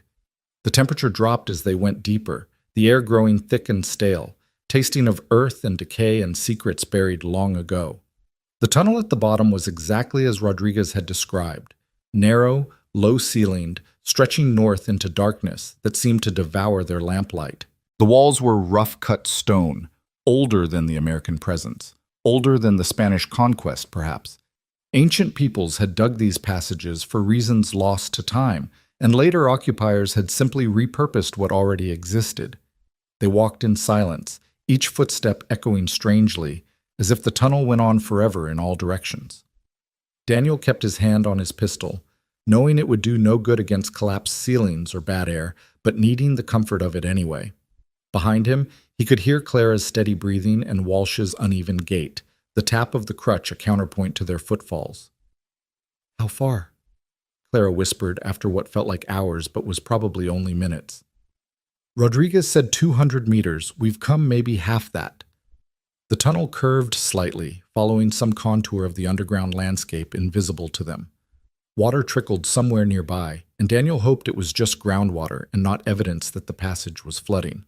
Getting trapped down here, drowning in darkness while Blackwood robbed the fort above, that would be a fitting end to his story, he supposed, absurd and meaningless and forgotten.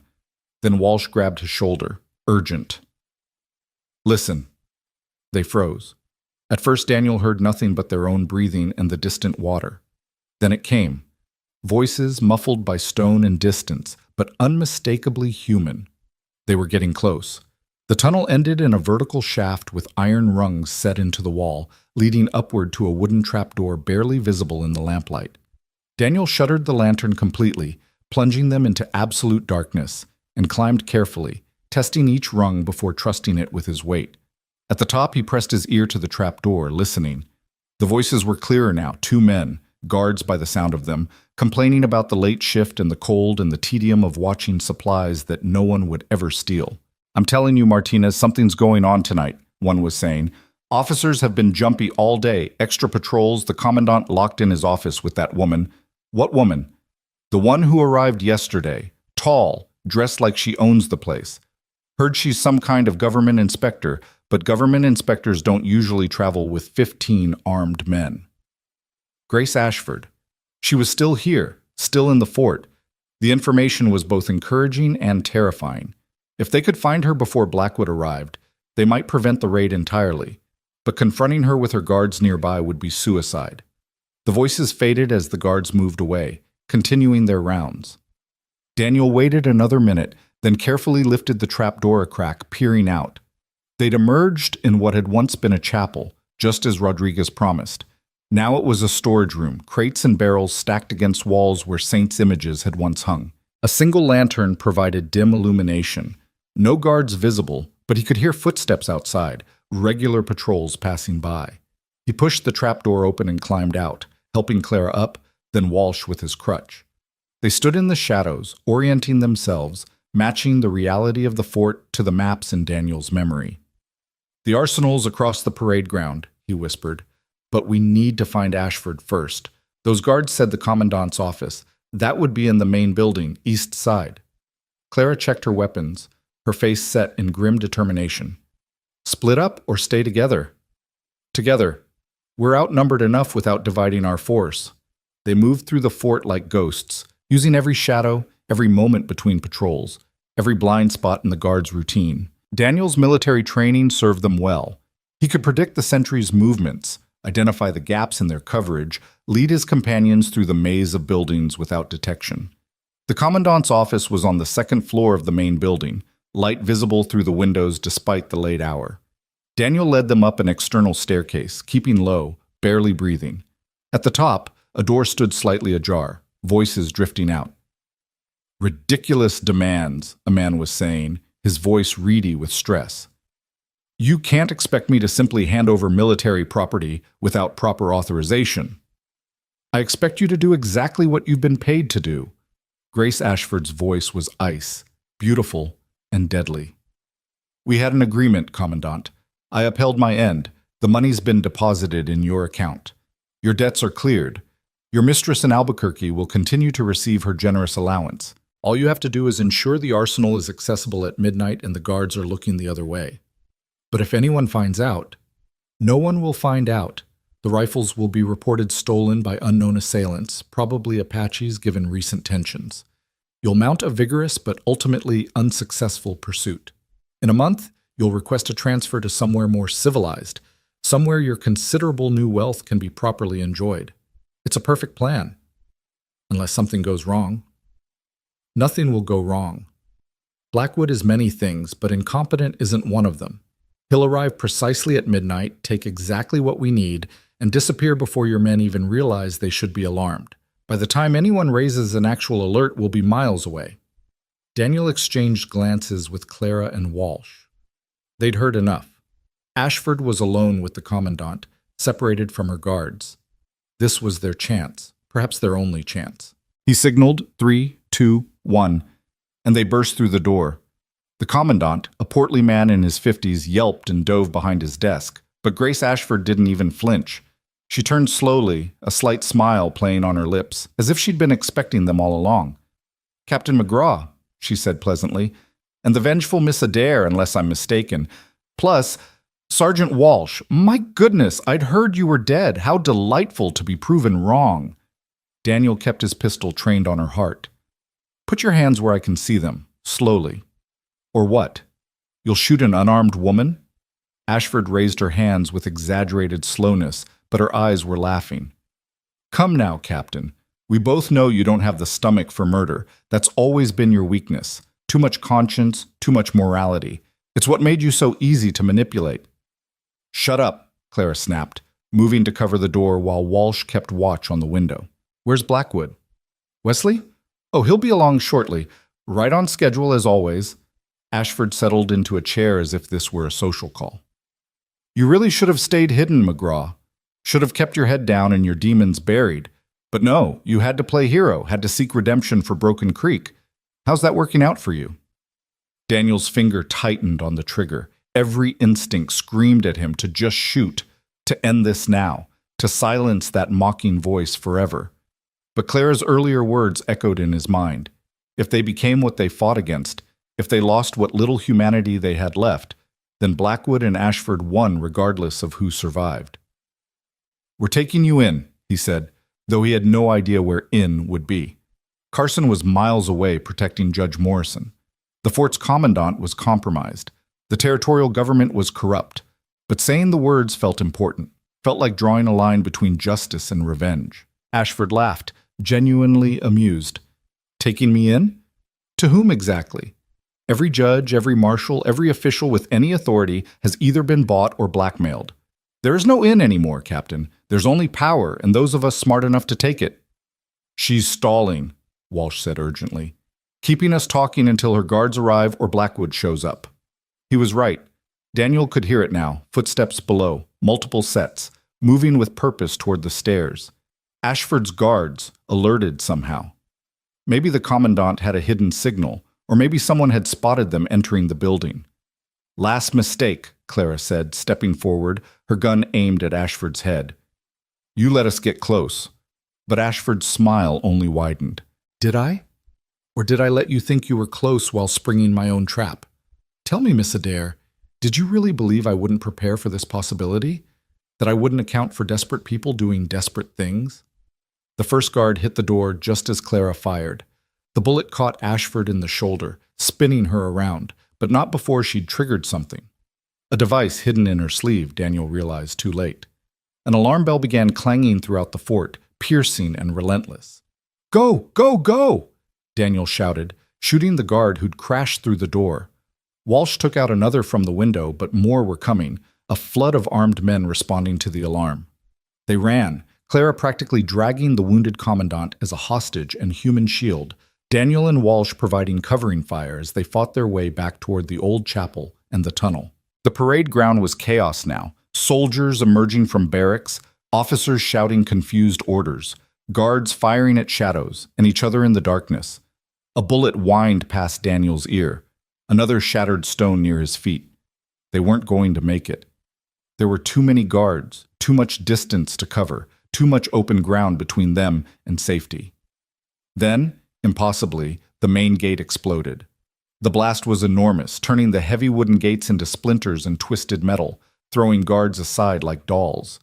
Through the smoke and fire rode Wesley Blackwood with 20 men, guns blazing, using the chaos to mask their entrance just as Ashford had promised they would.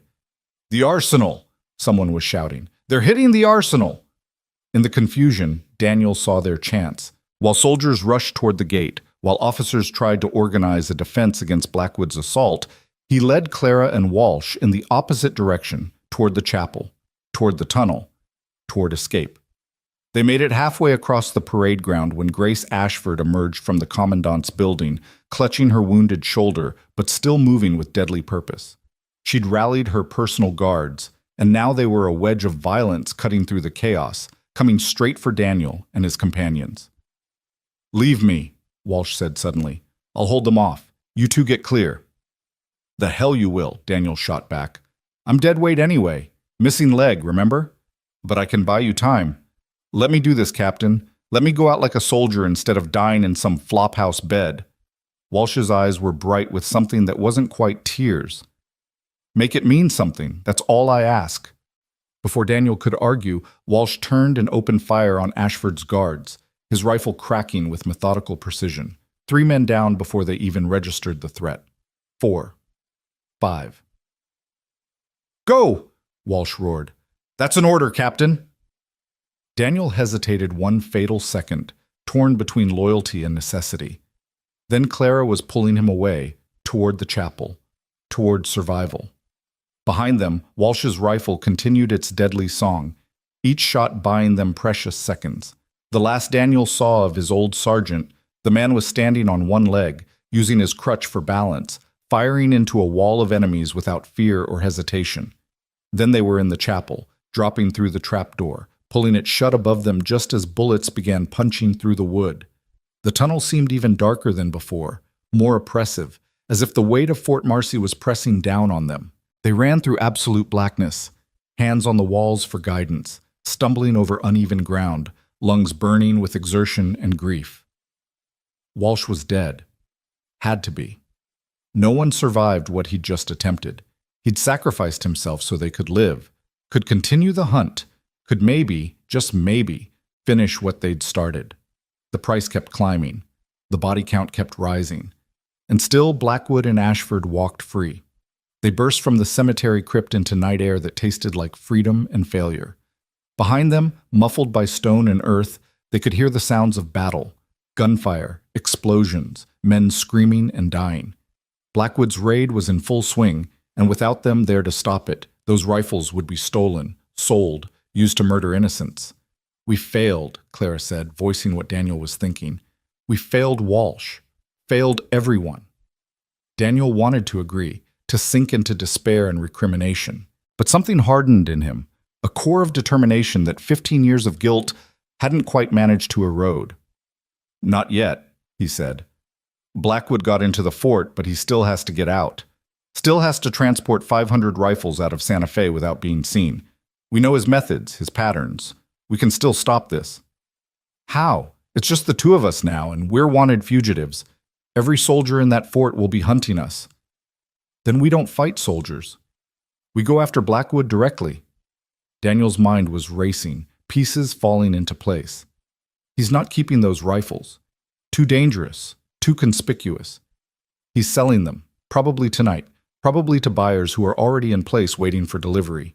We find the buyers, we find Blackwood. Clara wiped blood, Walsh's blood, splattered on her during their escape, from her face. And Ashford? She'll be with the buyers too. This is her operation as much as Blackwood's. She won't trust anyone else to handle the handoff. They moved through Santa Fe's streets like ghosts haunting their own funeral. Behind them, Fort Marcy burned. Not literally, but the damage to its reputation, its security, its very purpose, was a fire that would consume careers and destroy lives. Ahead, somewhere in the darkness, two devils plotted and schemed and counted their blood money. Daniel thought of Walsh, standing one-legged against impossible odds. Thought of Carson, probably dead protecting a judge who might not have been worth protecting. Thought of Clara, who'd lost her family, her innocence, her very identity to the lie of justice. And he thought of Broken Creek, always Broken Creek. The ghosts he carried demanding payment, demanding balance, demanding an end to the cycle of violence that had started that terrible dawn 15 years ago. Where would you hold the exchange? Clara asked, pulling him from his thoughts. If you were selling stolen rifles to dangerous buyers, where in Santa Fe would you do it? Daniel considered the question, trying to think like Blackwood, to see the world through eyes unclouded by conscience or fear. Somewhere public enough that violence is constrained by witnesses, but private enough that the law won't stumble across it by accident. Somewhere with multiple exits in case things go wrong. Somewhere... The old church, Clara interrupted, excited. San Miguel Chapel at the south edge of town. It's been abandoned for years, but it's still standing. High walls, only a few entrances, perfect sight lines. And it's on the road to Mexico, easy access for a quick escape if needed. She was right. Daniel knew the place, one of the oldest structures in Santa Fe, predating even the Spanish colonial period. Its thick adobe walls had weathered centuries of conflict. Its isolation made it perfect for exactly the kind of transaction Blackwood was planning. That's it, he said. That's where they'll be. They approached San Miguel Chapel with the caution of soldiers entering enemy territory, which was essentially what they were doing. The building rose from the darkness like a monument to stubbornness, its walls scarred by bullets from a dozen different wars, its bell tower empty and silent. Lights flickered inside, visible through narrow windows. Voices carried on the night air, low, cautious, negotiating. The exchange was already underway. Daniel and Clara split up, circling the building, counting guards, identifying approaches. There were at least 10 men outside, professional by their bearing, alert but not alarmed. They expected trouble to come from the fort, from pursuing soldiers, not from two battered survivors with nothing left to lose. Inside, through a gap in the adobe where a wall had crumbled, Daniel could see the gathering. Blackwood stood at the center, silver hair gleaming in lamplight, gesturing expansively as he made his pitch. Grace Ashford was beside him, her wounded shoulder bandaged, but her posture suggesting the injury was minor, inconsequential. And arrayed before them were the buyers, hard men in expensive clothes, representatives of various interests, both criminal and governmental, each eager to arm themselves with the latest in killing technology. The rifles were stacked in the middle of the chapel, crate after crate of them, enough firepower to start a war or end one. Daniel felt Clara slide up beside him, her breath warm against his ear. I count 15 inside, 10 outside, 25-2. I've faced worse odds. When? I'm lying to make us feel better. Is it working? Despite everything, Daniel smiled. Not even a little. Good. Honesty's important. She checked her weapons. 2 revolvers, a knife, and a derringer hidden in her boot. So how do we play this? Quiet until we can't be, or loud from the start? Before Daniel could answer, a commotion at the chapel's entrance stole his attention. More riders arriving, but these weren't buyers. They were soldiers, federal soldiers by their uniforms, not the territorial garrison from Fort Marcy. And leading them was a face Daniel recognized from wanted posters and reports. Colonel Raymond Voss, the commander of the federal forces in New Mexico Territory. A man who was supposed to be in Washington, testifying before Congress about military readiness and frontier security. A man who, judging by the warmth of Blackwood's greeting, was very much a part of this conspiracy. Christ, Daniel breathed. It goes all the way to the top. Clara had gone rigid beside him. Voss, I investigated him 2 years ago for the Pinkertons, found evidence of corruption, embezzlement, conspiracy to commit murder. The case was buried before I could finish it. My superior told me Voss had friends in high places who were untouchable. Looks like those friends are getting their rifles tonight. They watched as Voss dismounted, as he clasped hands with Blackwood like old friends reuniting, as he inspected the rifles with the proprietary air of a man who'd paid for them with other people's lives. Grace Ashford brought him papers, manifests perhaps, or certificates of authenticity, or simply receipts for blood money changing hands. We can't let him leave, Clara said flatly. If Voss gets those rifles, if he distributes them to his people, they'll use them to solidify power. They'll control the territory, control the trade routes, control everything. And anyone who stands in their way, natives, settlers, honest lawmen, they'll all be slaughtered. Daniel knew she was right, but he also knew the math. 25 armed men, most of them experienced killers, versus 2 exhausted vigilantes with limited ammunition and no backup. Even if they somehow survived the initial confrontation, even if they managed to kill Blackwood and Ashford, Voss would escape, would regroup, would use his authority to hunt them down and paint them as the criminals, unless they changed the game entirely. I have an idea, Daniel said slowly, but you're going to hate it. Try me. We don't fight them. We make them fight each other. Clara turned to look at him, understanding dawning in her eyes. The rifles. We destroy the rifles. Not destroy, sabotage. Make them unstable, dangerous. When Voss's men try to use them, they'll explode, malfunction, kill the shooters instead of the targets. And in the chaos, in the accusations and recriminations, we take out Blackwood and Ashford while their allies are busy dying. It was ruthless. It was cold-blooded. It was exactly the kind of thing Grace Ashford herself would plan, using enemies' greed against them, turning their victory into catastrophe. Clara was silent for a long moment. Then she nodded. Walsh would approve. He always said the best way to beat a superior force was to make them beat themselves. She paused. But we don't have time to sabotage all those rifles. The exchange is happening now. We don't need to sabotage the rifles. We need to sabotage one demonstration shot. Make it look like Blackwood sold them faulty weapons. The rest will take care of itself. They moved with desperate purpose, circling to where the rifle crates were stacked outside the chapel, awaiting transport. The guards were focused inward, watching the negotiations, assuming any threat would come from the direction of the fort. It was sloppy, arrogant, and exactly what Daniel had hoped for. He selected a crate that looked like it had been opened for inspection, its lid loose. Inside, the rifles gleamed with oil and promise. Daniel pulled one free, working quickly in the darkness, loosening the firing pin, weakening the chamber, creating a weapon that would function once, maybe, before exploding in its user's face. They'll test fire before accepting delivery, Clara whispered, keeping watch. That's standard practice for this kind of deal. I'm counting on it. When that rifle blows up in Voss's face, or whoever they choose to test it, Blackwood's reputation is destroyed. The buyers will think they've been cheated. Guns will come out. And in the chaos, we end this, Clara finished. Daniel returned the sabotaged rifle to its crate. Then they retreated to a position where they could watch and wait. Minutes crawled by like hours. Inside the chapel, the negotiations seemed to be concluding. Hands were being shaken, money changing hands, or at least promises being made. Then Voss did exactly what Daniel had predicted. He selected a rifle at random, checked its action, loaded a round, and walked to the chapel's entrance to test fire it at the empty night. The rifle came up, Voss aimed at nothing in particular and pulled the trigger. The explosion was spectacular. The chamber ruptured, the barrel split, and fragments of metal turned into shrapnel that tore through Voss's hands and face.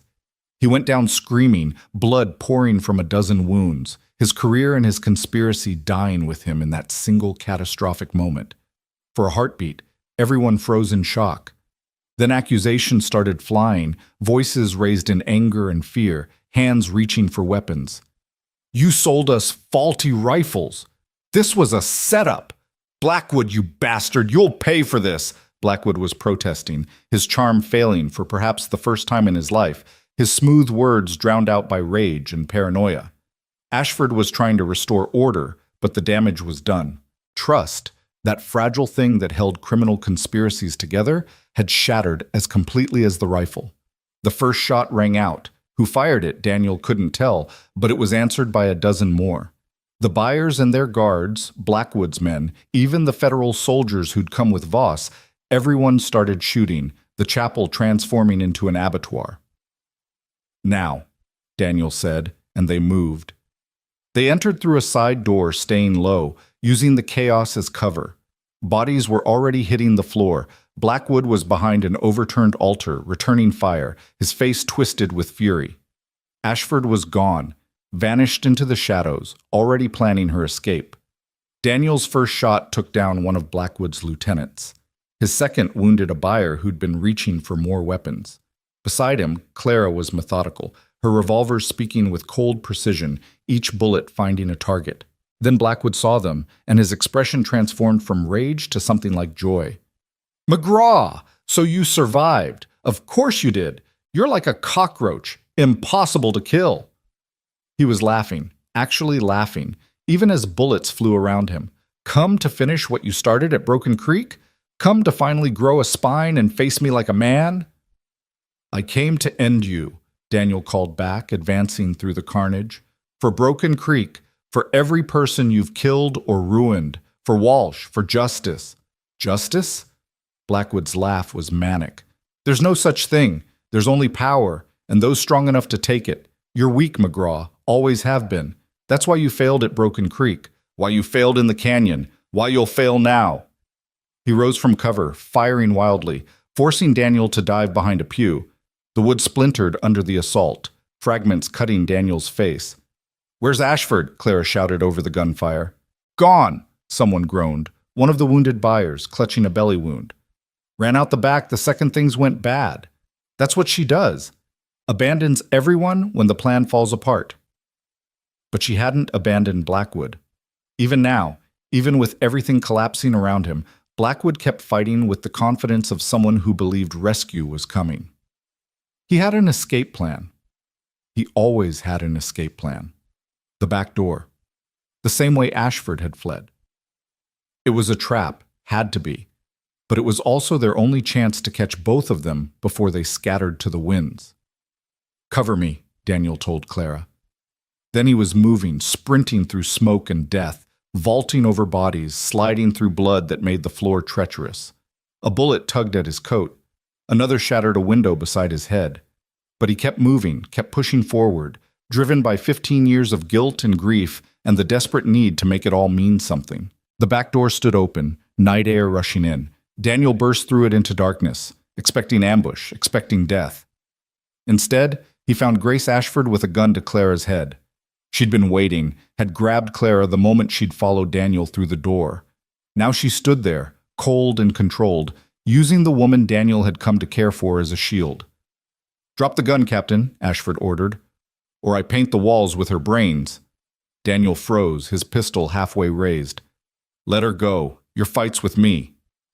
"My fight is with anyone stupid enough to get in my way. You, her, Blackwood, you're all just obstacles to be removed." Ashford's smile was terrible. "But I'm a practical woman. I know when to cut losses. So here's my offer. You let me walk away and Clara lives. You try to stop me and she dies. Simple mathematics." "Don't listen to her," Clara said, her voice surprisingly steady despite the gun pressed to her skull. She'll kill me anyway, kill us both. It's what she does. True enough, Ashford agreed.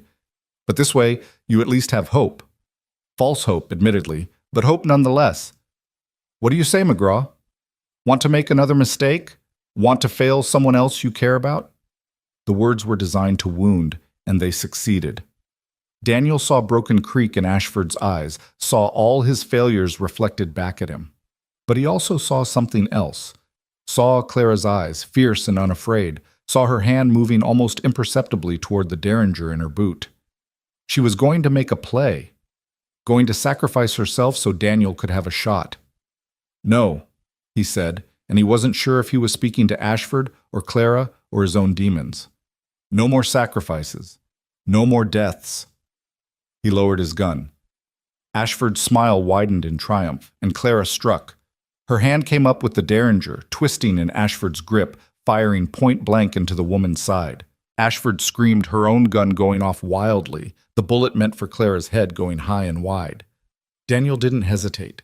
He raised his pistol and fired 3 times, each shot finding Ashford's center mass. She staggered backward, surprise and fury warring on her face, and then she fell, her blood dark on the ancient stones. Clara collapsed, and for one horrible moment Daniel thought she'd been hit. But she was just exhausted, the adrenaline finally giving way, her body shutting down after days of violence and fear. He pulled her up, held her while she shook, and together they watched Grace Ashford die. "One down," Clara whispered. Behind them, in the chapel, the gunfire had slowed, was stopping. When Daniel risked a look back inside, he saw why. Bodies everywhere, the Byers, the guards, Blackwood's men. They'd slaughtered each other, greed and paranoia doing what Daniel and Clara could never have managed alone. And in the center of it all, slumped against the altar, bleeding from a dozen wounds, sat Wesley Blackwood. He looked up as they entered, and incredibly, impossibly, he was still smiling. "Well played, McGraw. Well played indeed. Turned us against each other, destroyed years of planning, killed Ashford. You've become quite the strategist." Daniel said nothing, just walked closer, his gun never wavering. "Aren't you going to gloat?" Blackwood asked. "Lecture me about justice, about Broken Creek, about all my sins. That's what heroes do, isn't it?" "I'm not a hero," Daniel said quietly. "And this isn't justice. It's just an ending." "Fair enough," Blackwood coughed, blood bubbling on his lips. "For what it's worth, Broken Creek wasn't personal. It was just business. The Cherokee were in the way, the railroad needed the land, I needed the promotion. You were simply the tool I used. No hard feelings?" The casualness of it, the sheer banality of such evil, took Daniel's breath away. Blackwood had destroyed lives, murdered innocents, started a chain of violence that had consumed 15 years, and to him it was just business, just another transaction. "I should have known," Daniel said. "Should have questioned the orders, should have seen through you. That's my crime, my sin. But yours? Yours is being a monster and not even caring enough to recognize it." Blackwood's smile faded. "We're all monsters, McGraw. Some of us are just honest about it." "No," Clara said, stepping forward. "Some of you are just monsters. The rest of us are trying, failing, trying again. That's the difference." She raised her gun, aiming at Blackwood's heart. Daniel should have stopped her, should have argued for due process, for law, for civilization, but he was tired. So tired. And some things, some people, were beyond redemption. "For my family," Clara said, "for Broken Creek, for every life you destroyed because you could." She fired once, and Wesley Blackwood died with his eyes open, staring at nothing, his last expression one of vague surprise that the world had finally held him accountable. The silence after was profound. Daniel and Clara stood in a chapel full of corpses, the architects of their own vengeance, the executioners of men who probably deserved it. Outside, they could hear bells ringing, alarms from Fort Marcy probably, or maybe the church bells of Santa Fe, calling the faithful to witness what had happened here. "We need to go," Daniel said, "before the authorities arrive." "And go where? We're murderers now, fugitives. Everything Ashford said about being wanted, that's our reality." Daniel took her hand. "Then we run, together, like you said. We run, and we keep running until we find someplace far enough away that the past can't follow." "The past always follows." Then we run faster. It wasn't much of a plan. It wasn't much of a future, but it was all they had, and somehow, miraculously, it was enough. They left San Miguel Chapel as the first soldiers arrived, slipping into shadows, becoming ghosts again. Behind them, Santa Fe erupted in chaos. Questions about the massacre, about the stolen rifles, about the dead colonel and the conspiracy that had reached into the highest levels of power. Let others sort it out. Let historians and lawyers and judges assign blame and parse responsibility. Daniel and Clara had done what they came to do, had paid the price in blood and grief and the last shreds of their innocence. Now, finally, they could rest. Or try to, anyway. The hunt was over. They rode through the night like souls fleeing perdition, pushing their horses to the edge of endurance, stopping only when the animals would go no further. Santa Fe disappeared behind them, swallowed by distance and darkness, its bells and shouting fading to memory. But the weight of what they'd done rode with them, heavy as iron, settling into their bones with every mile. Daniel kept expecting pursuit, kept listening for the thunder of hooves, the crack of rifles, the voices of lawmen calling for surrender. But the night remained empty except for wind and the cry of distant coyotes, as if even the wilderness wanted nothing to do with them. They made camp in a box canyon 20 miles south of Santa Fe, a place where the rocks formed natural walls and a single entrance could be easily watched. Clara tended the horses while Daniel built a fire so small it barely qualified as flame, just enough heat to brew coffee and ward off the high desert cold. "We should keep moving," Clara said, settling onto the ground across from him, her face haggard in the firelight. "Every hour we stay in the territory is an hour they could find us. The horses need rest. So do we." Daniel poured coffee into tin cups, the bitter smell cutting through the night air. "We're no good to anyone dead from exhaustion." Clara accepted the coffee but didn't drink, just wrapped her hands around the cup for warmth. "Walsh is dead. Carson might be dead. We killed at least a dozen men tonight, maybe more. We assassinated a federal colonel and destroyed a military conspiracy, and we're sitting here drinking coffee like it's just another night. What else should we be doing?" "I don't know. Feeling something? Anything?" Her voice cracked. "I just killed a woman in cold blood, Daniel. I looked Grace Ashford in the eyes, and I shot her. And I don't feel guilty. I don't feel triumphant. I don't feel anything at all. What does that make me?" Daniel set down his cup, moved around the fire to sit beside her. "It makes you human. Makes you someone who's been through more than any person should have to endure. The feelings will come, Clara. Give them time." "Will they? Or have I finally become what the Pinkertons trained me to be? A weapon with no conscience, no remorse, just the ability to kill and move on to the next target?" "You're not a weapon. You're a woman who's been hurt and who hurt back. There's a difference." Clara looked at him, and in her eyes he saw the same emptiness he'd carried since Broken Creek, the hollow place where innocence used to live, now filled with ghosts and regrets, and the knowledge that some lines, once crossed, could never be uncrossed. "Is there? Because from where I'm sitting, it all feels the same. We killed them, they killed others, those others killed someone else. It's just violence begetting violence, all the way back to the beginning of time. When does it stop, Daniel? When does the debt finally get paid?" He had no answer for her, had been asking himself the same question for 15 years without finding anything resembling peace. The scales never balanced, not really. Every death just added weight to both sides until the whole structure collapsed under its own terrible math. "I don't know," he admitted. "Maybe it doesn't stop. Maybe we just learn to live with it, to carry it without letting it destroy what's left of who we are. And if there's nothing left? If we've already been destroyed and we're just too stubborn to lie down?" Daniel pulled her close, and she came willingly, her head resting against his shoulder, her body shaking with exhaustion or grief or both. "Then we rebuild. Start over. Find some way to be more than what we've done." They sat like that until the fire died to embers and the stars wheeled overhead in their ancient dance. Eventually, Clara slept, curled against him, her breathing deep and troubled. Daniel stayed awake, keeping watch, his rifle across his knees, waiting for pursuit that never came. Dawn broke cold and clear, painting the canyon walls amber and rose. Clara woke with a start, reaching for her gun before she remembered where she was. Daniel had coffee ready, had even managed to fry some salt pork over the rekindled fire. "Any sign of them?" she asked, accepting the food. "Nothing. Either they're not coming, or they're better at tracking than I give them credit for. Or they don't care. Maybe we weren't the story they wanted to tell." Clara chewed mechanically, the food clearly tasteless to her. "Think about it. A federal colonel dies in a shootout over stolen military rifles. The conspiracy goes all the way to the top. They'll want to bury this, not investigate it. Admitting that Voss was corrupt means admitting the whole system is rotten. Easier to blame it on outlaws and move on." She was probably right. Daniel had seen it during the war. Inconvenient truths buried under official narratives, massacres reframed as necessary actions, crimes swept away because acknowledging them would be too costly. Broken Creek had been whitewashed within a week, turned into a tragic error rather than a deliberate atrocity. "So we might actually get away with it," he said slowly. "Get away with what?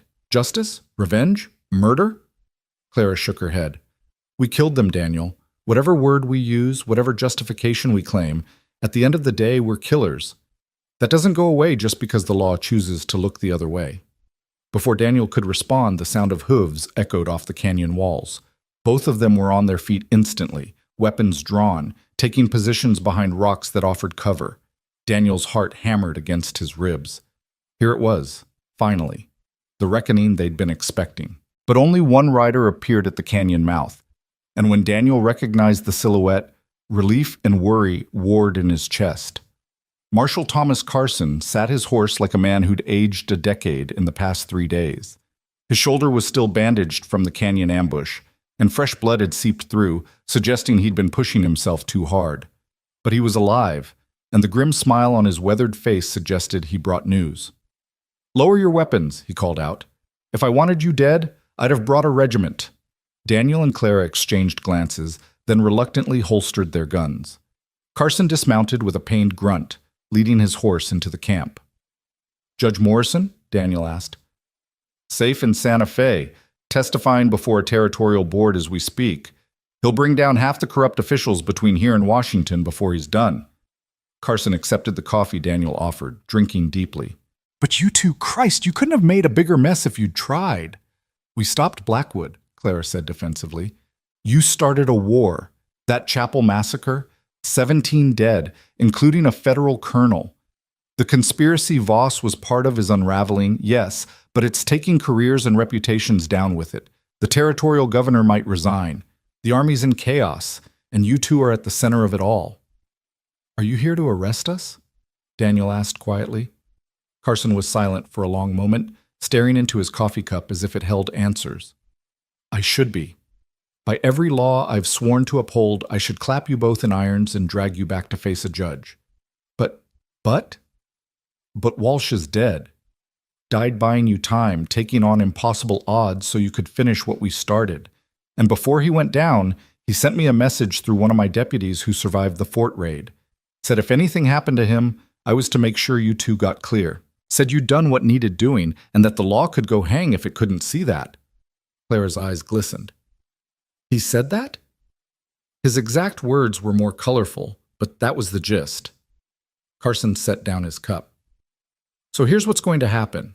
Officially, the Santa Fe massacre was a gang war, Blackwood's outfit fighting with competitors over the stolen rifles.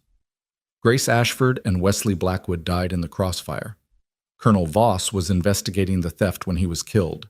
Tragic, but neat. The stolen rifles have been recovered. Most of them, anyway. The conspiracy is being exposed through proper channels, and 2 drifters who happened to be in the wrong place at the wrong time have left the territory, never to be heard from again. "You're letting us go," Daniel said, hardly believing it. "I'm following the last wishes of a good man and a good soldier. Walsh earned that much, at least." Carson's expression hardened. "But understand this. You're done. Both of you. No more vigilante justice. No more hunting down the wicked. You disappear, you stay disappeared, and you never give me reason to regret this decision. Are we clear?" "Crystal," Clara said. "Where will you go?" Daniel looked at Clara, saw the same question in her eyes. Where did ghosts go when they were finished haunting? Where did killers retire when the killing was done? "West," he said finally. California, maybe. Or north to Oregon. Somewhere we can start fresh, be nobody, fade into the background. Good. Do that. Be nobody. Be boring. Live long, tedious lives and try not to think too hard about what brought you here. Carson pulled a small pouch from his coat, tossed it to Daniel. That's from Walsh's effects. He wanted you to have it. Daniel opened the pouch, found Walsh's war medals inside. Commendations for bravery, for service, for sacrifices made in the name of a country that had used him up and discarded him. The weight of them was far heavier than the medal alone could account for. There's something else, Carson continued. The Cherokee. The ones from Broken Creek who survived, who scattered after the massacre. Some of them have been found, have been telling their story to anyone who'll listen. Judge Morrison is using their testimony as part of his investigation. The truth about what happened is coming out, Daniel. Not the official version, not the whitewashed lie, but the real story. Blackwood's role, the railroad conspiracy, all of it. Daniel felt something crack inside his chest, some long-held tension finally releasing. 15 years he'd carried Broken Creek as his private shame, his unforgivable sin. And now the truth was emerging, the real villains being named, the dead finally getting their story told. That doesn't absolve me, he said quietly. I still led the charge, still gave the orders. No, it doesn't absolve you, but it does clarify. You were a weapon aimed by someone else's hand. That doesn't erase your role, but it does change the context. Carson stood, preparing to leave. What you do with that information is up to you.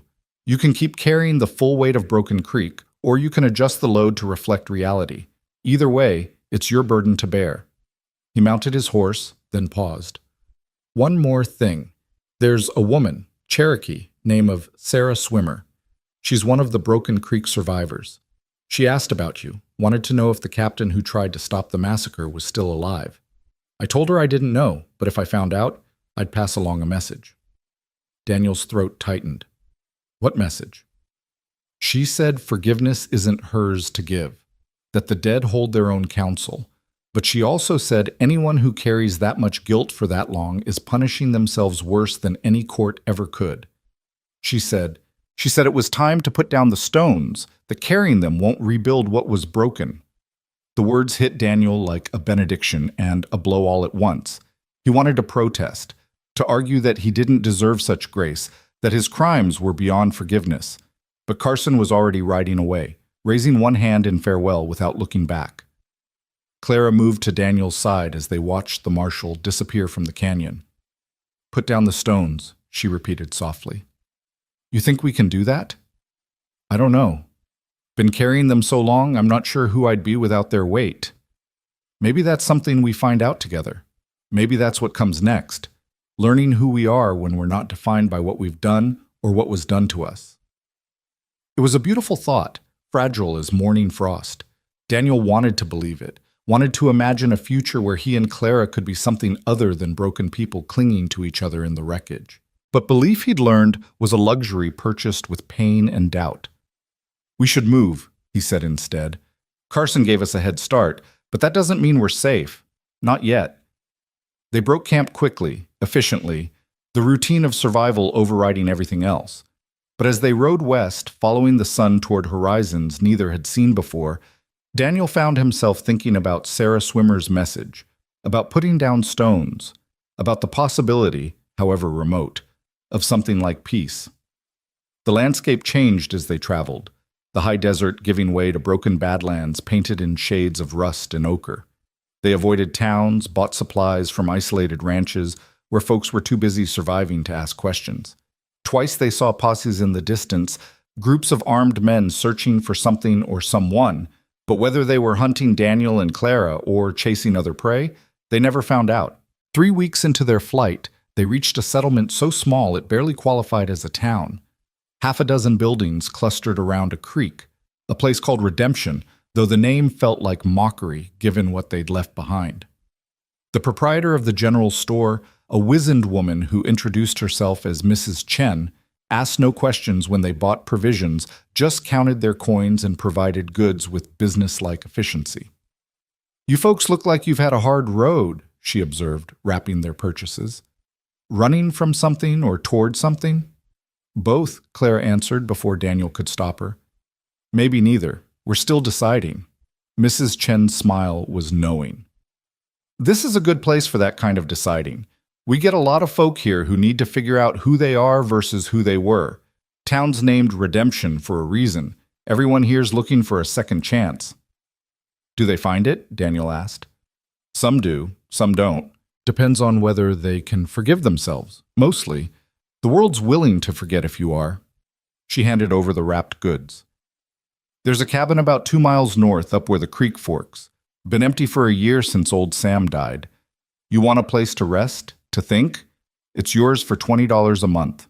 No questions, no trouble, just peace and quiet and whatever you make of it. Daniel and Clara exchanged glances. They'd planned to keep moving, to put as much distance between themselves and New Mexico as possible, but the exhaustion of weeks on the run was taking its toll, and the idea of a place to stop, even temporarily, was almost unbearably appealing. We'll take it, Clara said. 1 month to start. See how it goes. The cabin was everything Mrs. Chen had promised and nothing more. Rough-hewn logs, a stone fireplace, windows that had seen better days, and a roof that probably leaked when it rained. But it was isolated, defensible, and theirs. For the first time in longer than Daniel could remember, he had something that felt almost like a home. They spent the first week making the place livable, patching the roof, cleaning years of neglect, building furniture from salvaged wood. The work was hard, physical, mindless in the best way. It let Daniel's thoughts quiet, let the constant vigilance ease just slightly. Clara seemed to feel it too, the gradual unwinding of tension that had kept them wound tight for so long. This is strange, she said one evening as they sat on the porch watching the sun set over the creek. Being still, not running, not hunting, not looking over our shoulder every second. It's almost uncomfortable. Almost? Daniel asked with a slight smile. Okay, very uncomfortable. I keep expecting someone to ride up with guns drawn. Keep thinking this is all a trap, a moment of peace before everything goes to hell again. She paused. But it's also nice. Frightening how nice it is. Daniel understood completely. Peace, when you'd lived so long with violence, felt wrong somehow, like a coat that didn't fit, hanging awkwardly on shoulders used to carrying weapons and guilt. Carson said we should live boring lives, he reminded her. Maybe this is what boring looks like. If this is boring, I could get used to it. But boring was harder than either of them anticipated.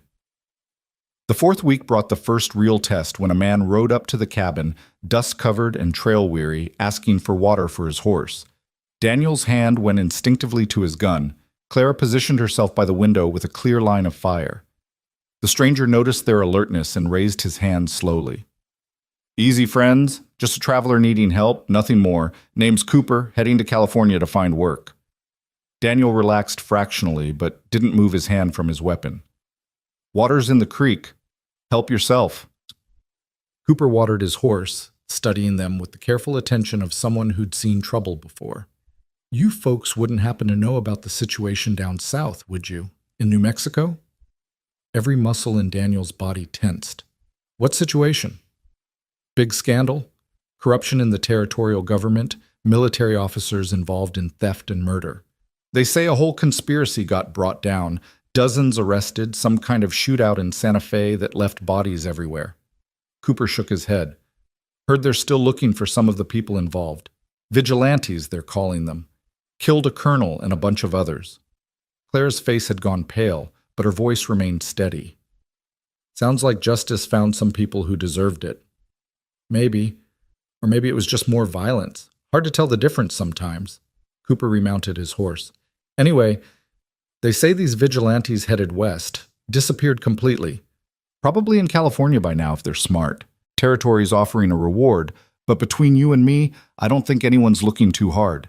Sometimes the law's happy to let sleeping dogs lie, especially when those dogs bit the right people. He tipped his hat and rode off, leaving Daniel and Clara standing in tense silence. When he was out of sight, Clara let out a breath she'd been holding. So, we're wanted. Officially. Apparently. But Cooper's right. If they wanted to find us badly enough, they would have by now. We're a loose end they've decided not to tie up. For now, that could change. Everything can change. Doesn't mean we stop living. Clara looked at him, really looked at him, and something in her expression shifted.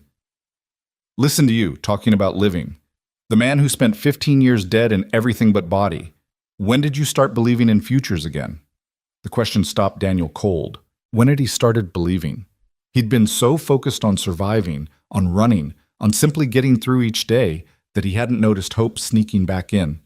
But Clara was right. Somewhere between Santa Fe and this cabin, between killing Blackwood and building furniture, he'd started to imagine a tomorrow that wasn't just repetition of yesterday's pain.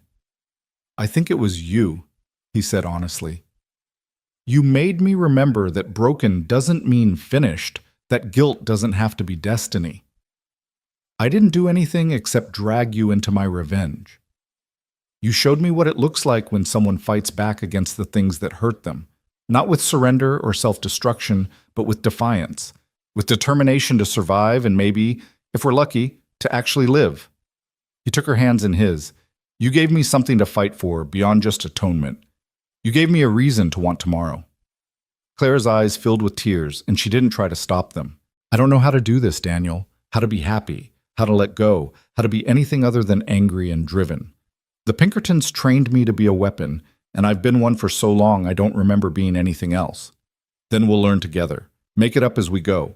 There's no guidebook for this, no manual on how to rebuild yourself after everything's been torn down.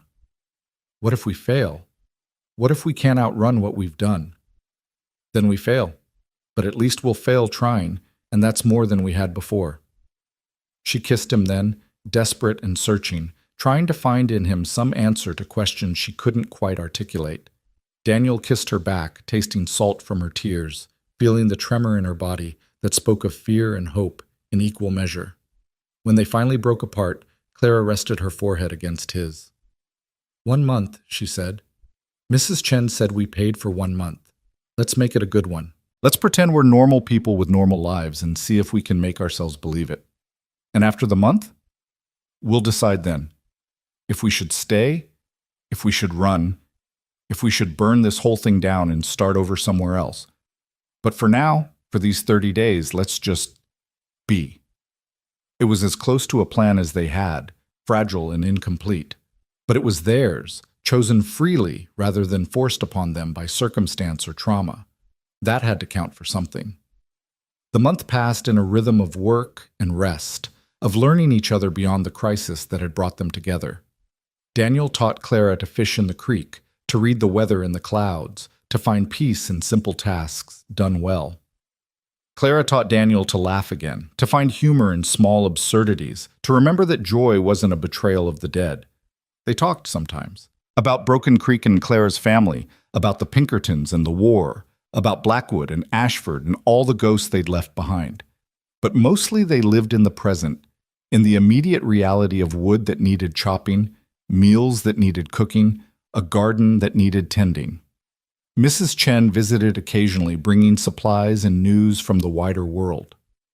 The scandal in New Mexico was dying down, she reported. Most of the corrupt officials had been arrested or resigned. Judge Morrison had become something of a hero, the man who'd stood up to corruption at personal risk. And the vigilantes? Barely mentioned anymore, reduced to footnotes in a larger story about institutional reform. You're free, Mrs. Chen said during her last visit, though she never explicitly acknowledged that she knew who they were. Whatever you were running from, it's stopped chasing. The question now is what you run toward. The month ended, and they paid for another. Then another. Redemption, the town too small to warrant much attention, became home by default and then by choice. Daniel took work at a nearby ranch, good, honest labor that left his body tired and his mind quiet. Clara helped Mrs. Chen at the store, her Pinkerton skills surprisingly useful for managing inventory and spotting thieves.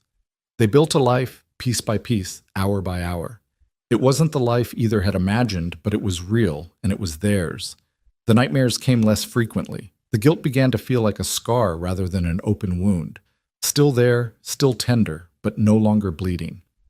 6 months after arriving in Redemption, Daniel was working on expanding the cabin when a rider approached. His first instinct was still to reach for his gun, but he resisted, recognizing that old habits would die hard if they died at all. The rider was a young Cherokee man, maybe 20, with intelligent eyes and a careful demeanor. He dismounted respectfully, keeping his hands visible. "Are you Daniel McGraw?" he asked in English, touched with a slight accent. Daniel's blood ran cold. After 6 months of peace, the past had found him anyway. "Who's asking?" "My name is Jesse Swimmer. My aunt, Sarah Swimmer, sent me. She said if I ever traveled this way, I should look for a man named McGraw, a soldier from the war. Said she had something she wanted to give him." Sarah Swimmer, the Broken Creek survivor who'd sent the message through Carson. Daniel's throat tightened. "What is it?" Jesse reached into his saddlebag, pulled out a small bundle wrapped in cloth. "My aunt said you should have this. Said it belonged to the old world, the one that was destroyed, but maybe it could help build a new one." Daniel unwrapped the bundle with trembling hands. Inside was a Cherokee necklace, beautifully crafted, the kind worn during ceremonies and important occasions. Attached to it was a note in careful English script. "Captain McGraw," the note read, "I do not forgive you. That is not mine to give. But I release you from the debt you believe you owe. The dead are at peace. It is the living who must learn to be. Wear this and remember not what was lost, but what might yet be built. Sarah Swimmer." Daniel stared at the necklace, this gift from a woman who had every reason to hate him, who had lost family to his actions yet chose grace over vengeance.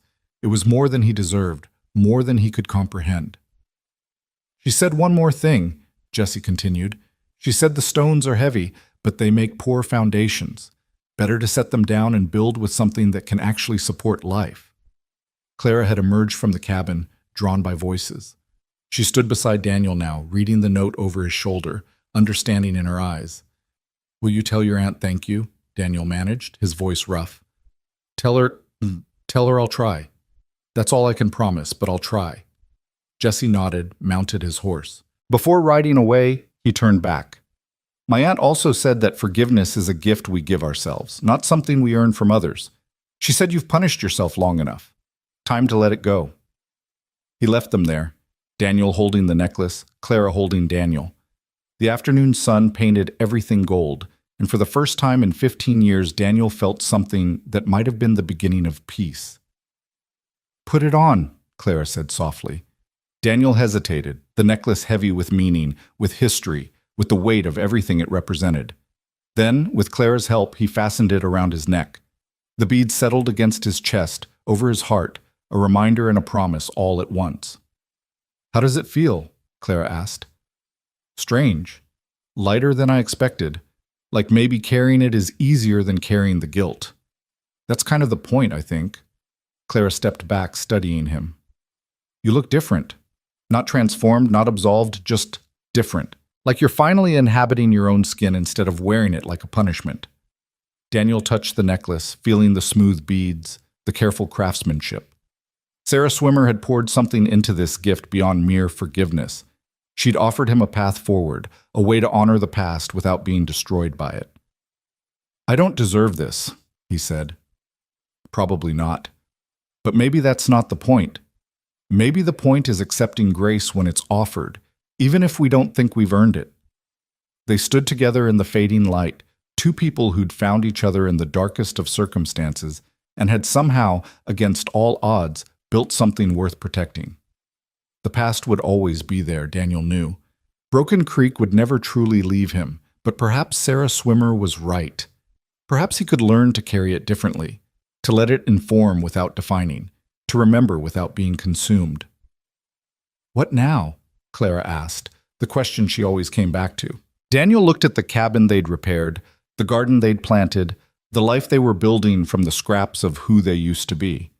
Now we keep going, keep trying, keep building something that's ours.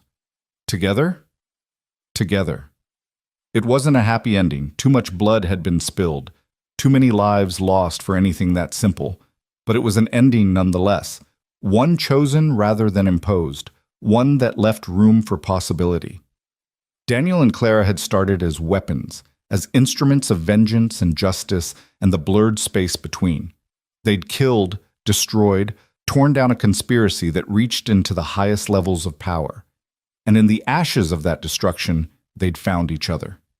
Found a reason to believe that broken people could heal, that the guilty could find something like redemption, that tomorrow didn't have to be a repetition of yesterday's pain. The sun set over redemption, painting the sky in shades of amber and crimson, the colors of endings and beginnings. Daniel wore his Cherokee necklace, a physical reminder of grace given and debts released. Clara stood beside him, no longer just a Pinkerton agent or a vengeful daughter, but a woman learning to be whole. Somewhere, in some afterlife neither could fully believe in, Walsh was laughing at them. Broken Creek's dead were at rest, Blackwood and Ashford were gone. Their evil ended, if not fully erased. The scales would never truly balance, some debts were too great for that. But perhaps they didn't need to. Perhaps the point was simply to stop adding weight, to start building something new from the rubble of what was destroyed. "I love you," Daniel said, the words coming easier than he expected. "I don't know if I'm supposed to, if I've earned the right, but I do." Clara smiled, and it transformed her face, made her look young again, hopeful. "I love you too, you." And maybe that's the point. Not whether we deserve it, but that we choose it anyway. Choose each other, choose hope, choose life, even after everything that's tried to kill it in us. They walked back to the cabin together as night fell, carrying their past but no longer crushed by its weight. Tomorrow would bring its own challenges, its own ghosts, its own reckonings. But they would face them together, two survivors learning to do more than just survive. The hunt was over, the war was over, what came next was up to them. And for the first time in longer than either could remember, that felt like enough. Winter came to redemption like a blessing, quiet and clean, covering the land in snow that made everything look new. Daniel stood on the cabin porch watching the first real storm of the season, coffee steaming in his hands, the Cherokee necklace warm against his chest beneath his shirt. 6 months had passed since Jesse Swimmer's visit, 6 months of learning what peace felt like when you stopped fighting against it. Clara emerged from inside, wrapped in a blanket, her hair loose around her shoulders. She'd changed in the time they'd been here. The hard edges had softened, the constant vigilance had eased into something more like careful awareness. She looked younger somehow, or perhaps just more alive. "Mrs. Chen sent word," she said, settling beside him.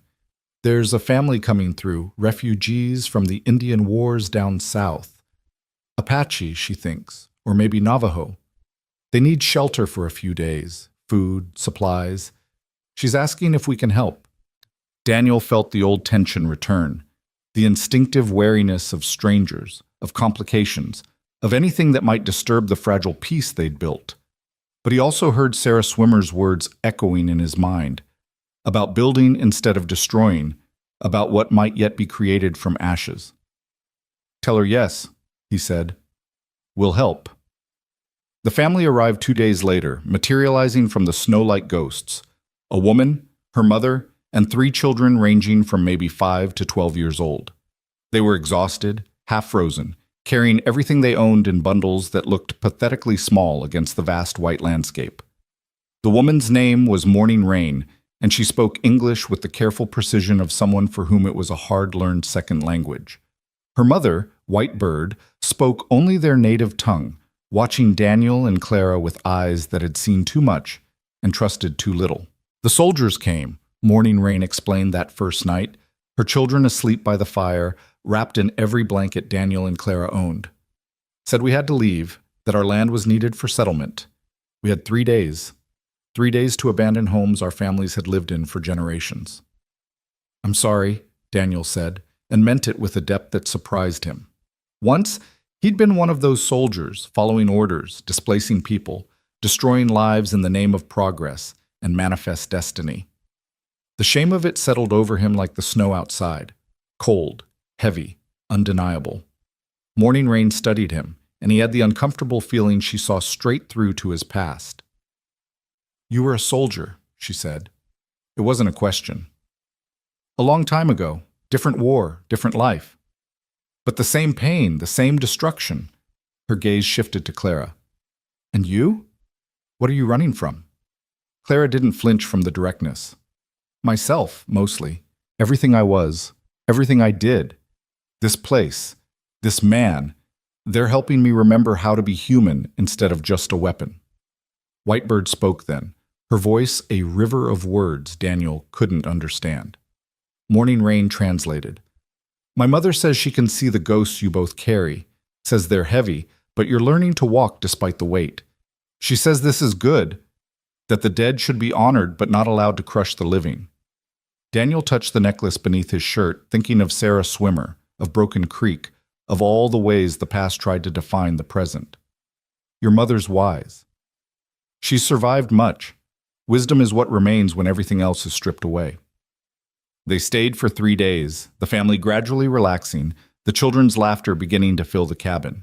Daniel taught the oldest boy, whose English name was Thomas, to fish through the ice on the frozen creek. Clara helped Morning Rain mend clothes and plan their route west, where relatives waited in California, where they hoped to find sanctuary. On the final night, Whitebird beckoned Daniel outside. Through Morning Rain's translation, she told him a story about a warrior who'd committed terrible crimes, who'd destroyed a village and killed innocents. The warrior had spent years trying to atone, had given everything to help those he'd harmed, but the guilt never left him. Then one day, Whitebird said through her daughter's voice, an old woman from the destroyed village found him. She was the last survivor, the keeper of stories. The warrior expected her to curse him, to demand his death. Instead, she gave him seeds from the village's sacred garden and told him to plant them, to grow something instead of just dying slowly from guilt. Daniel felt Clara's hand slip into his as they stood in the cold, listening. The warrior asked what would happen if the seeds didn't grow, if he failed even at this. Whitebird continued. The old woman said failure was part of growing, that even seeds that died fed the soil for those that came after. She said his job wasn't to succeed or to be forgiven. His job was simply to try, to plant something, to choose life over death. Whitebird fell silent, her eyes reflecting starlight and something that might have been understanding or might have been challenge. Morning Rain spoke without being asked to translate. My mother says you're that warrior, that you've been trying to die from guilt instead of live with purpose. She says the woman you love is trying to show you the difference, but you have to choose it for yourself. The words hit Daniel like a physical blow, stripping away every defense, every rationalization, every way he'd convinced himself that mere survival was enough. He'd been living in redemption, yes, but he hadn't really been living, just existing in a slightly more comfortable form of the same purgatory he'd inhabited for 15 years. What are the seeds? He asked quietly. What am I supposed to plant? Whitebird smiled, her weathered face transforming with it. She spoke again, and Morning Rain's translation was gentle. Whatever you have to give, whatever grows from the ashes of who you were. My mother says the soil here is good, fed by tears and blood and hard truth. She says you'll know what to plant when you're ready to see it. They left the next morning, the family heading west with full bellies and warm clothes and enough supplies to see them through to California. Daniel and Clara stood watching them disappear into the white landscape, and Daniel felt something shift inside him, some fundamental reorientation of purpose. I've been selfish, he said, more to himself than Clara, building this life, finding peace, learning to be happy. I've been focused entirely inward, on my own healing, my own survival. That's not selfish, that's necessary. You can't help anyone if you're broken yourself. But I'm not broken anymore. Not completely. Thanks to you, to this place, to people like Sarah Swimmer and Whitebird, I'm healing. And now I need to figure out what comes after healing, what I do with whatever years I have left. Clara was quiet for a moment, then said, Whitebird told me something too, while you were teaching Thomas to fish. She said I was a weapon that had learned to put itself down, but now I needed to learn what else I could be. She said weapons only know how to destroy, but people can create. She asked me what I wanted to create with the rest of my life. What did you tell her? That I didn't know, but that I wanted to find out. Clara turned to face him fully. I think we're being given a second chance, Daniel. Not to erase what we've done, that's impossible, but to add something else to the ledger. To build something that might balance, even just a little, against all the destruction.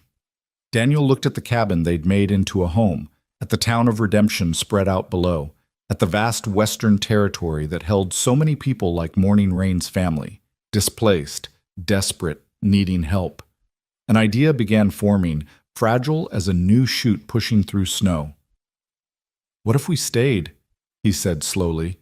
"Not just hid here, not just survived, but actually built something. Something for people like Morning Rain, like the refugees and the lost, and the ones running from things they can't outrun. A place where they could rest, regroup, find help." Clara's eyes widened with understanding. A sanctuary, a way station for those who need it. "The cabin's too small, but there's land.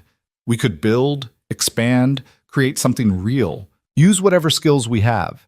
My military training, your investigative work, our contacts, our experience, to help people the law's forgotten or the system's failed.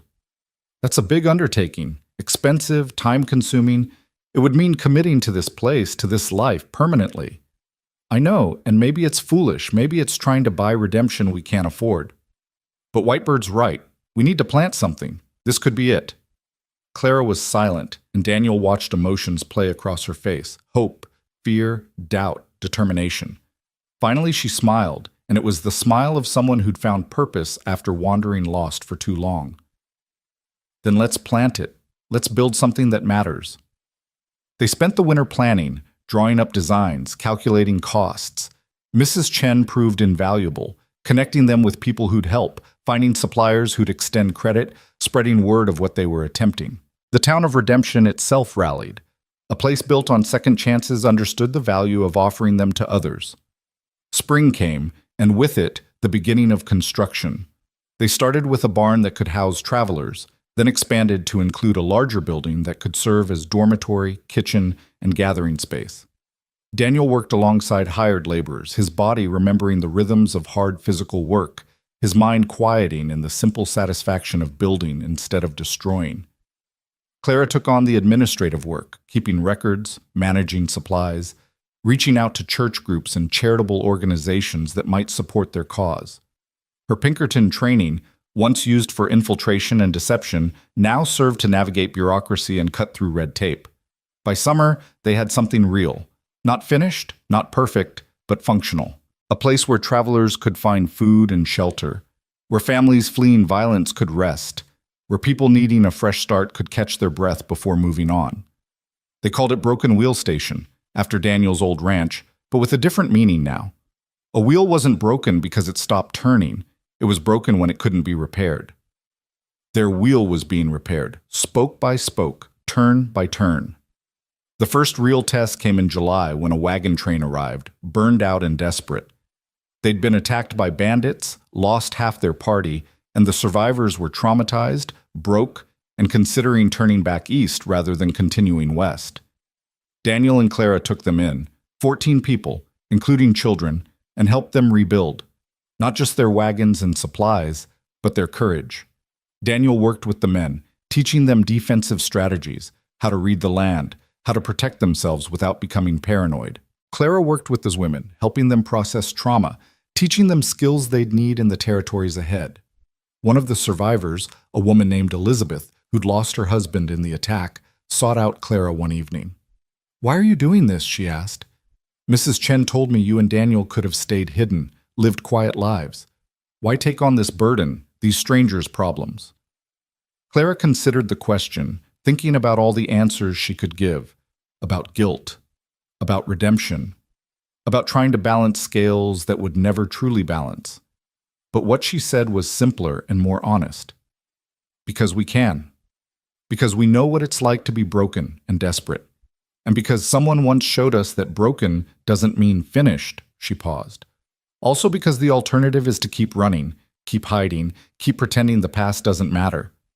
This way, at least we're running towards something instead of just away. Elizabeth nodded slowly. "I understand that, more than you might think." She hesitated, then said, "There's something you should know about the men who attacked us. They were wearing federal uniforms, or what looked like federal uniforms, but they weren't soldiers. They were too disorganized, too cruel. I think they were bandits dressed up, trying to stir up trouble between settlers and the army." Clara felt ice form in her stomach. It was the same tactic Blackwood had used, The same deception that had led to so many deaths. Did you report it?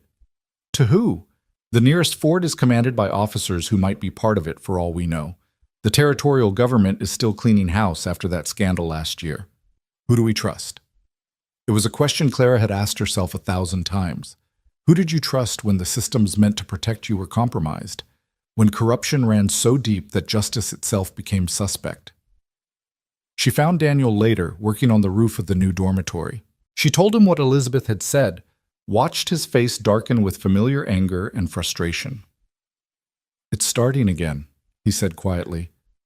"Or maybe it never stopped. We cut off one head, but the beast keeps growing new ones. So what do we do? We can't go back to hunting outlaws, not after everything we've built here." Daniel climbed down from the roof, wiping sweat from his brow. "No, we can't. But we can do what we're doing, help the victims, provide sanctuary, and maybe pass information to people who can act on it. Carson's still a marshal. There are honest lawmen out there. We feed them intelligence, let them handle it officially. And if that's not enough? If people keep getting hurt while the law moves at a crawl? Then we find other ways to help. We're building a station for refugees, Clara. We're creating a network of safe places. That's power too, just a different kind. Information flows through places like this. We hear things, see patterns. We can be a resource without being vigilantes." It made sense. A way to fight back without falling into old patterns, without becoming again the weapons they'd worked so hard to put down. But Clara could see the tension in Daniel's shoulders, the way his hand unconsciously went to where his gun would be if he were wearing it. The warrior in him wasn't dead, just sleeping, and part of him wanted to ride out and bring swift justice to those who preyed on the innocent. "We're not those people anymore," she reminded him gently. "We chose something different." "I know, doesn't make it easier." "Nothing about this is easy. That's how we know it's worth doing." They sent word to Carson about what Elizabeth had reported, detailed descriptions of the fake soldiers and their tactics. 2 weeks later, a deputy arrived with news. Carson had investigated, found a gang operating out of Old Fort Sumner, arrested 12 men for robbery and murder.